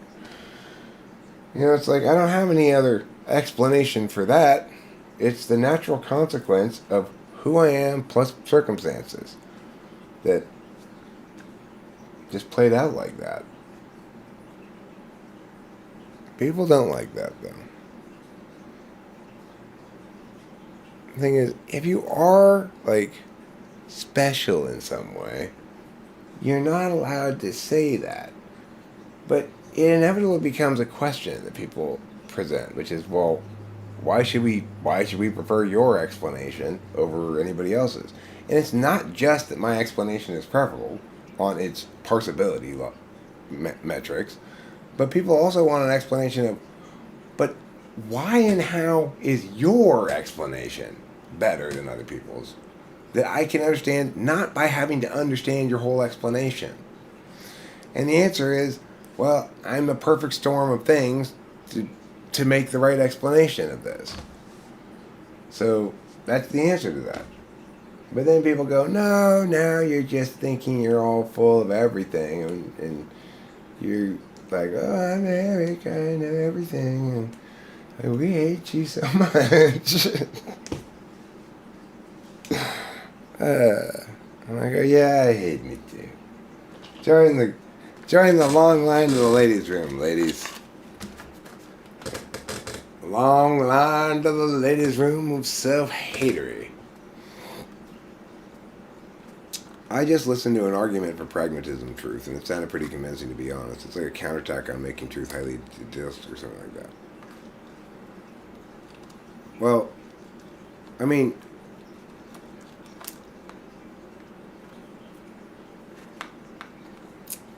I don't like really. I generally like to avoid those kind of labels like pragmatism because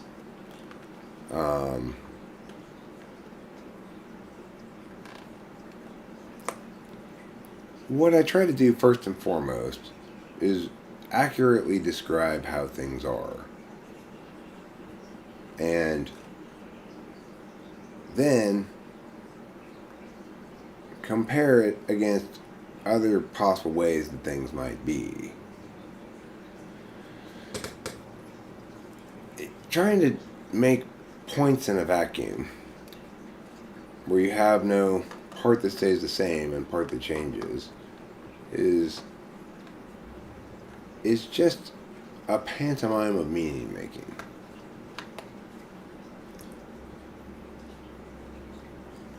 That unfortunately impacts people like regular meaning does by shaping or informing them in some way, but it misleads them. It misleads them like the enthusiastic, friendly guide who wants to take you right up close and personal into the grizzly bear's cave. You don't want to go in there. You'll be mauled. Nobody said, hey, you know what's on today's agenda? A good mauling. I love it when a bear is assigned to the task. Certainly, TI and TE reveal itself more in certain environments. It could just be your environment showcases TI more, or you simply recognize it more. Well, I mean, I worked in the field and whatever. It doesn't matter. It's like, it's a boring thing to talk about. I get caught up arguing about it when it's like people want an explanation of things. I have to. The problem is people want to say, well, why should I validate cognitive functions? You shouldn't. You should just validate what I'm saying is the correct explanation for things. And they go, then I can't just answer the question. Yes, cognitive functions are correct, and you know, those people over there, because they're talking about cognitive functions, are more likely to be correct than those people over there who aren't talking about cognitive functions. No, being wrong about cognitive functions is not better than being wrong by embracing the big five or something. It's probably worse because it's more confusing. It just confuses people, you know? So, I can't answer questions about cognitive functions in general without starting by saying, look, I'm not here to argue in favor of anybody else's bullshit. I'm not affirming other people's wrong explanations of things at all. So, if you come in here thinking you understand cognitive functions based on other people's wrong explanations, then I'm not going to defend those wrong explanations. Those aren't mine. And mine is not one among many of those kind of things. This is the right explanation to the exclusion of all others. People, they have to start with that, or else, what's the point? You're not getting to the point. You're just delaying the inevitable. You're just saying, I don't want to say the part that you don't want to hear yet. Why would I even bother saying the other parts if the part you don't want to hear is too off-putting? Then there's no point. It makes me want to get back into bed and say, good night, sleepy town. Eric's on the Lullaby Express to dreamland of Wonder Pillow. Going into bread. I love you, bread. So flat. So lie down on a bowl with your cover that goes over me like a shroud of coziness. Wonderful bread, beloved place I lie, place for sleeping, place for dreaming, place for humping thy vagina if thy name is Rachel and you're next to me. And it's not meow, meow, meow. So, occasionally. Wonderful poem. It's a wonderful poem, Eric. Thank you, thank you. I'm feeling a little feverish, I think. Fever's good. Brings a little bit more pizzazz into the otherwise pointless droning ons of you. Oh, they're not pointless dronings on. No, I said droning ons. Well, you would be wrong then. It's dronings on. See? Ba-dum-bum-ba-da-touch. Oh, the hilarious jokes. Carry us forward with the momentum of a freight train. Let's see what people are saying now. Slow day here on the live chat farm. Maybe if you didn't scold everybody who talks to you, Eric, you'd have more people try to talk to you. Well, they need to just stop being so scold-worthy. If people don't want to get scolded, they need to stop being so scold-worthy. If you believe the Google search of MBTI types by percentage, it's around 45% TE, 55% TI, lots of SFJs out there using TI in their own special way.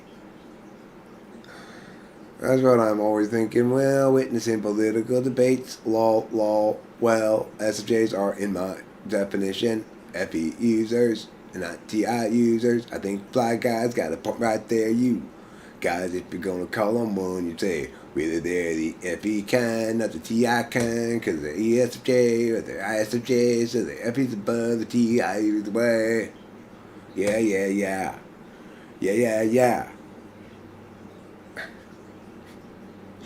When in doubt, what your song needs is more yeahs. Okay. It's when Barney punches Wade Boggs over who Britain's best prime minister is. That's an interesting phenomenon. Interesting, so you suffer from the world wanting convenient, workable information rather than accurate. Oh, I suffer from so many woes. The woes I endure.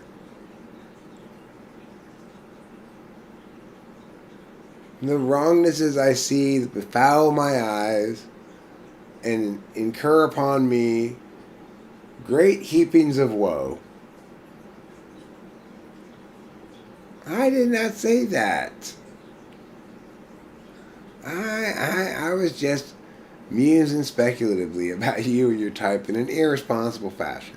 That's my bad. I'm sorry. Ignore all that shit. I was just musing aloud speculatively about your type in an irresponsible fashion, and I shouldn't have done. My bad. Just everybody makes mistakes. Like, I don't be trying to spend my money.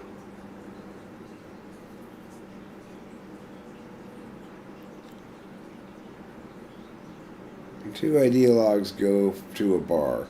They ask for different drinks, and each one proceeds to force the other to drink what they didn't ask and just end up fighting and spill everything. Modern politics.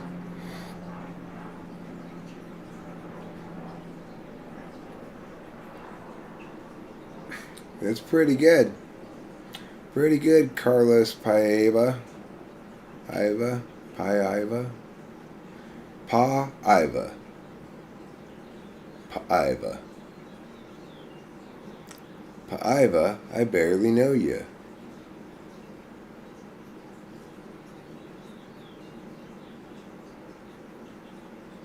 That's true, Michelle. I'm poor. Thanks for teasing me about it.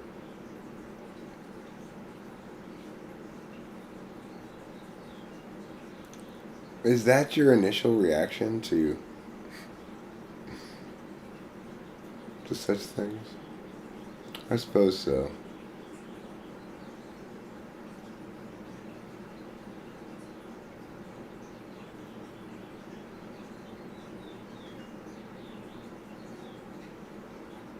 I guess you didn't get the part of it I was trying to convey, which was, it doesn't work like that. Doesn't work like that.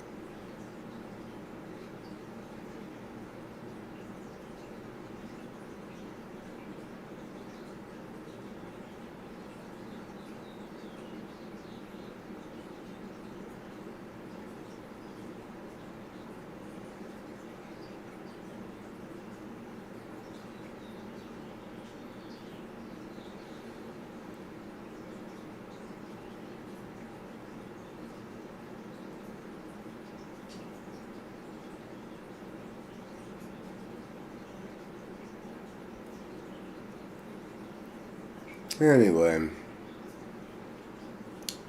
sick. I should probably get a beverage of some kind. I really feel like laid in at the moment with the vid. It's hanging on me like a bad cold, filling my head with feverish visions of, what do they call them? Sugar plum fairies. Bring on the sugar, bring on the plums.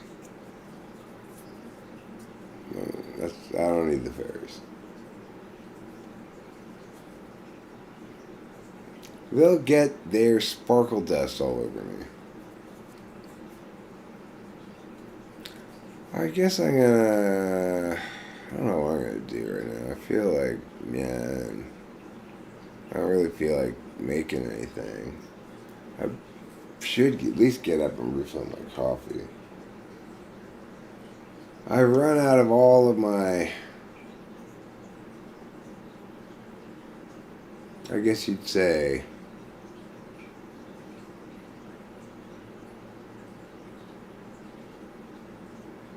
warehouses worth of enthusiasm, of initial go from a bit of a backlog of not having streamed that much, and plus or multiplied by or whatever, feeling pretty good in the morning, taking analgesics, taking a couple Adderall. Well, now it's late morning. Late morning, we're looking at 10:34. You're talking about halfway through The Price is Right. That's when you start thinking, maybe I should go back to bed. Maybe I am not feeling very well, you know.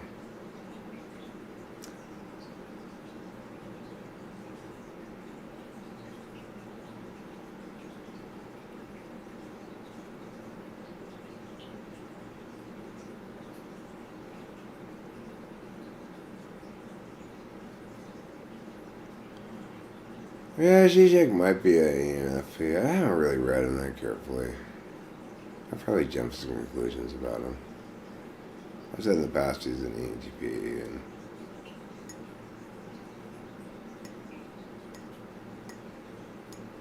yeah, we've all got COVID, you know.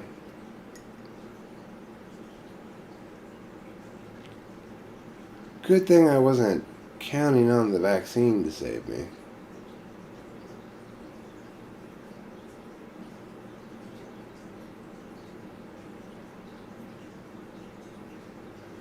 Well, you know, it's so complicated, it almost makes me wonder if I'm probably giving him too much credit to think that he's just this shitty, amoral ENTP. He's probably just an ENFP.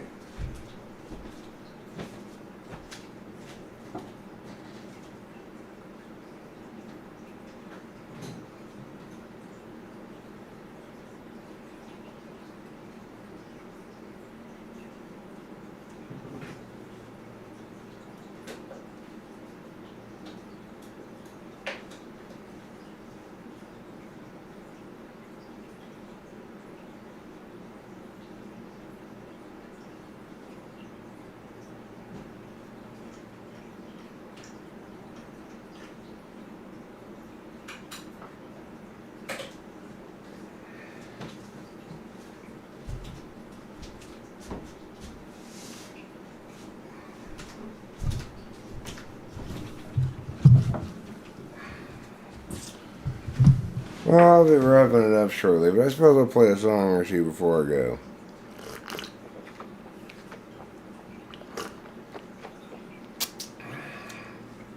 After I smoke this cigarette, though. I've been fingering this cigarette and getting it ready for a long time, so. Like most things that you finger to get ready, it gets readier the more you finger it.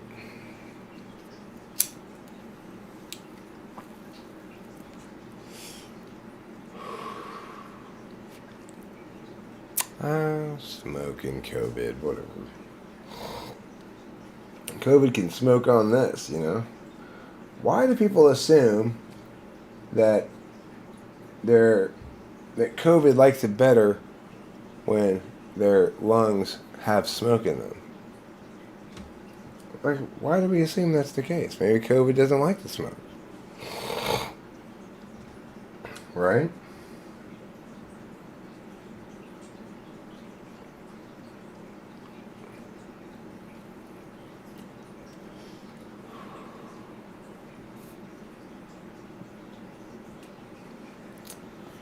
Respiratory problem. I never stop smoking when I'm sick.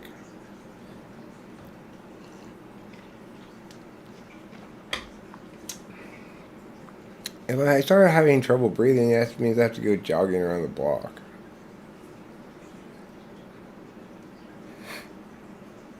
Really? That's interesting. Carlos is surprising, but a little surprising, I guess.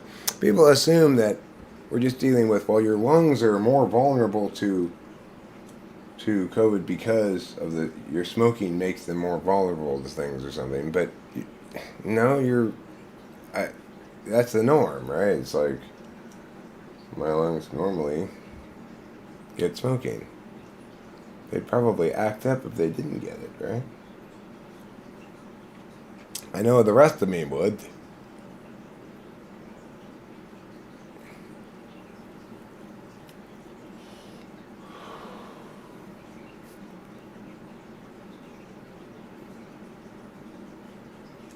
Yeah, this one's pretty socked in, but I can feel myself, you know, schmealing, as they say.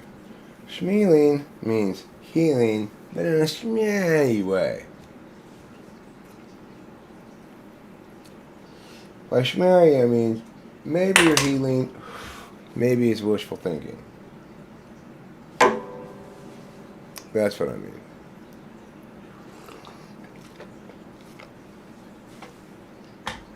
I've had plenty of times in my life, colds where were really bad colds where the symptoms lingered for weeks and stuff, you know.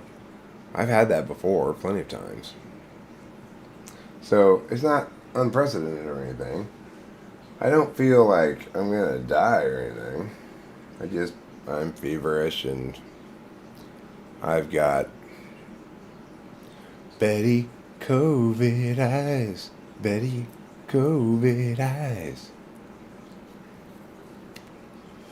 You're peeing dark sunshine, everybody. He's peeing dark sunshine from the sky. Stand beneath with your buckets and umbrellas, 'cause he's a dark sunshine peeing guy.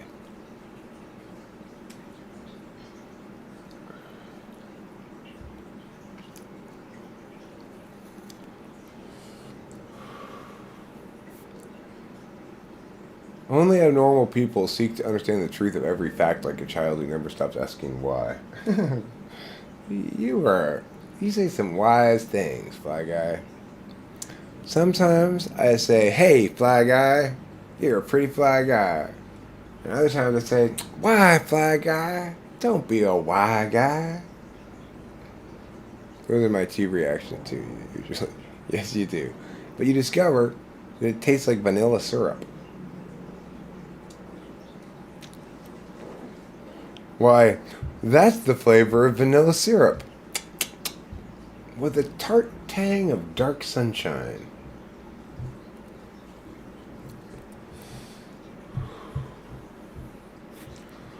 What are your thoughts on dinosaurs? Yeah, I think they existed. That's why we find all those big bones and build them into dinosaurs, you know? Hey, look. I think I found a lot of the pieces of something. Let's put it together. Look what this thing is. Huh. Well, would you look at that? I think it's fucking enormous. I think that's what happened. What other explanation do you have? Except that they died there at some point. What do I think of extinction? I think it's pretty suspicious that it's been 66 million years since the last extinction event, and all the previous extinction events happen at a rate of 1 per 40 million years at a fairly regular consistency.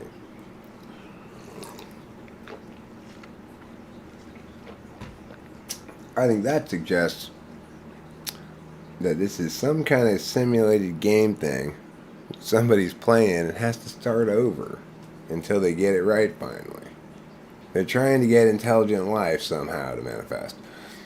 How you get shit to manifest on the planet is unclear, okay? Completely unclear. But,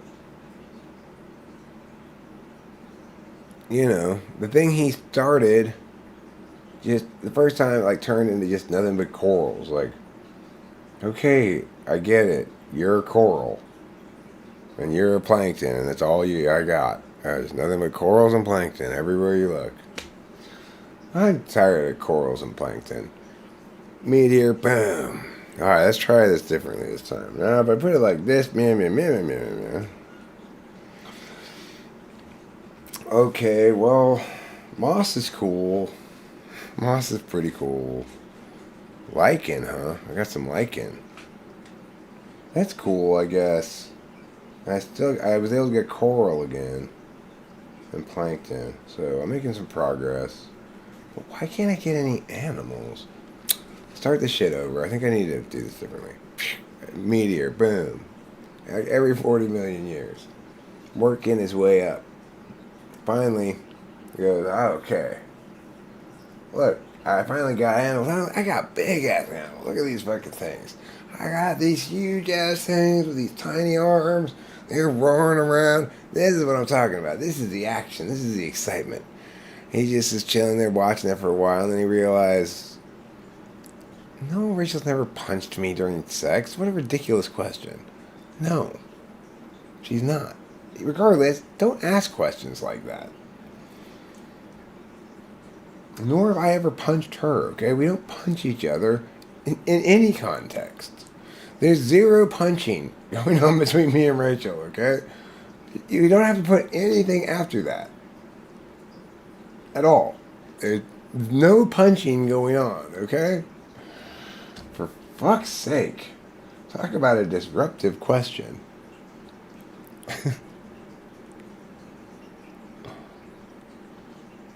I don't know. I'm not the one who's trying to explain that, Melting Zero. I'm the one who's insisting that people who claim to explain it actually do.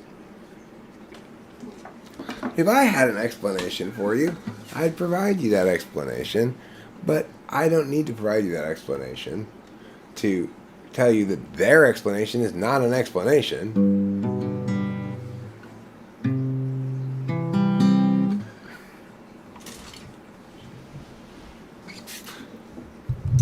I don't have to know what's right to prove you wrong.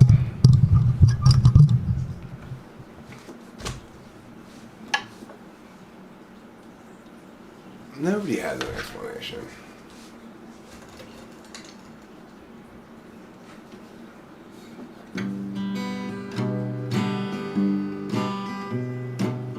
Well, betting tips 3,000, that's not an appropriate conversation topic, okay? I don't want to talk about that stuff. That stuff makes me feel squeamish. It makes me feel like people do such weird stuff to one another. It seems rather aggressive, barbaric and excessive. You know, I guess people do what they do. But not me. I'm not gonna choke nobody nor slap 'em in the face. I suppose if the super wanted me to, I might spank 'em on the bottom in case they feel as though that's necessary. But really I don't like that physicality. There's no reason to concretize your dominance like that at all. That stuff's for censors. That stuff's for censors.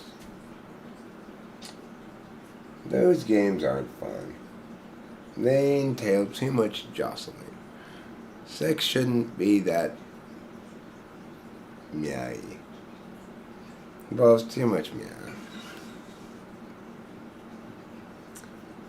Don't bring that much meow to my party, please. It's too much meow for me. It's a very cloudy day in Los Angeles.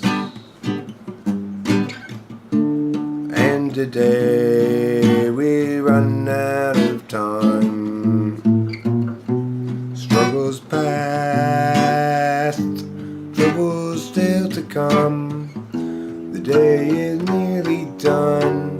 Will someone buy us some more time?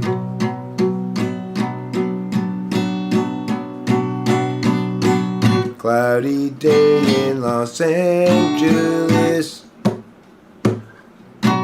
Cloudy day in LA. I'm no sort of evangelist, but I have something to say.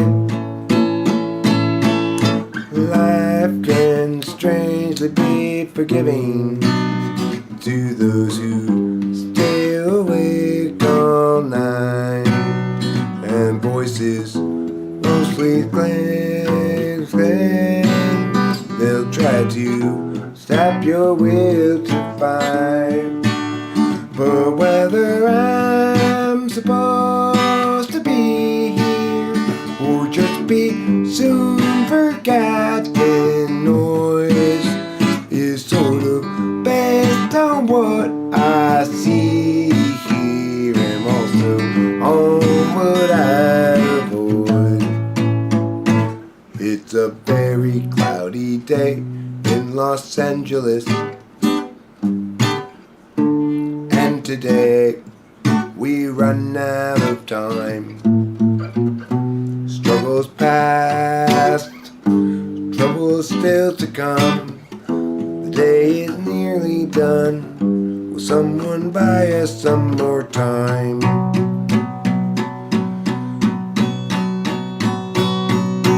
Cloudy day in Los Angeles. Cloudy day in LA.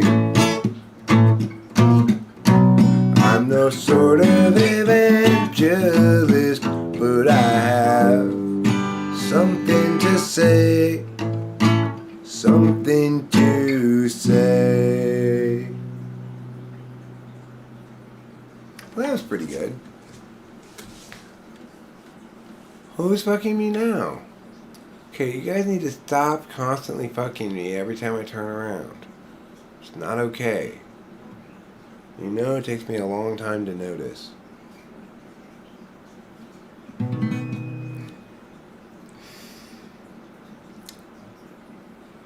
Please stop fucking me each time I turn around. You know it takes a long time for me to notice it.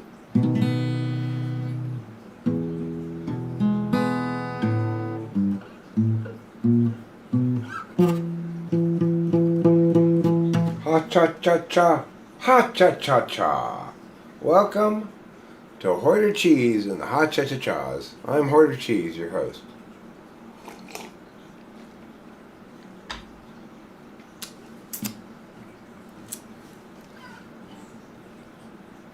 Tonight we'll be playing our hits including Ha-cha-cha-cha-cha and Ha-cha-cha-cha.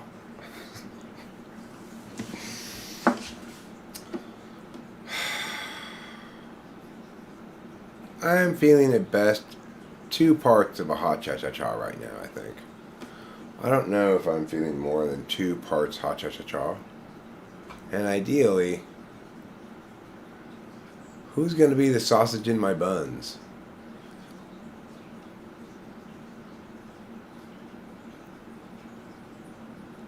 Why are you being such a horrible human being? You're going on timeout for that. That's just... I don't know. Maybe I misunderstood what you were saying there. Maybe I overreacted a little bit to that, but I don't like the way that sounded at all. So just knock that shit off.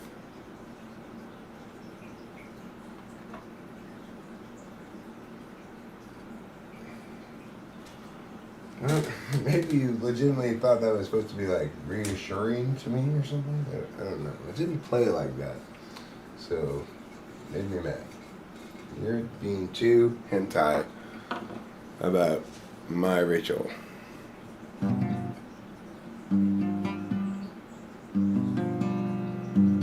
it's not because I'm worried you're going to fuck her or something. It's because just stop. That's it. Just stop. Cause no me gusta este nonsense. It's like Estee Lauder's most recent scent. It smells like poo. A horrible, horrible smell. The smell of poo.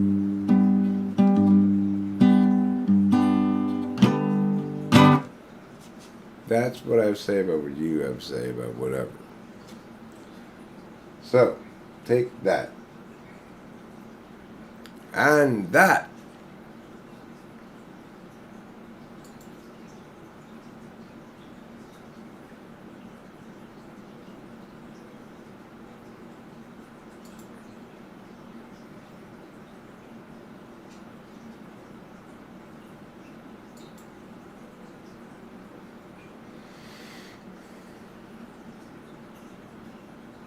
Yeah, so you got to take that.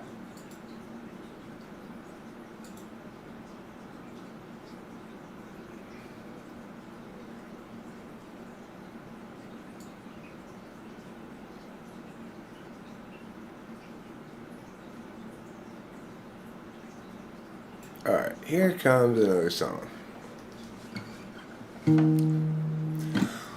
Wonderful, wonderful kitty, having wonderful times. Always cleaning yourself, making sure you got clean lines.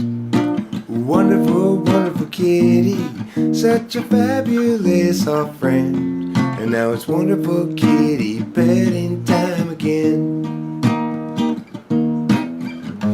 Just let me pet you, don't walk away. It's petting time. Wonderful, wonderful kitty, having wonderful times. Always cleaning yourself, making sure you've got clean lines. But your wonderful kitty is a fabulousness I've never encountered before. And I know that I want to pet my kitty some more. Just let me pet you, don't walk away. It's petting time. Ooh, yeah. That was pretty good.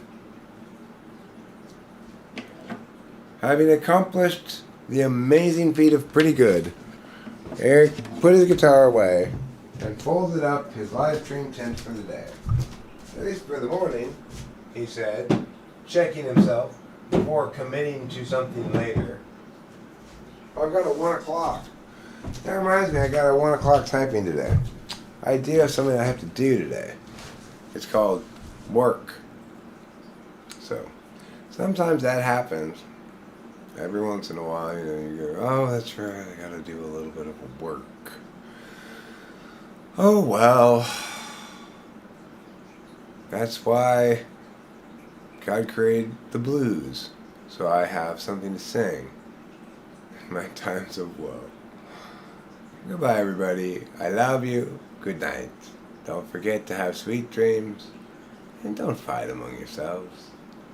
Be kind to one another.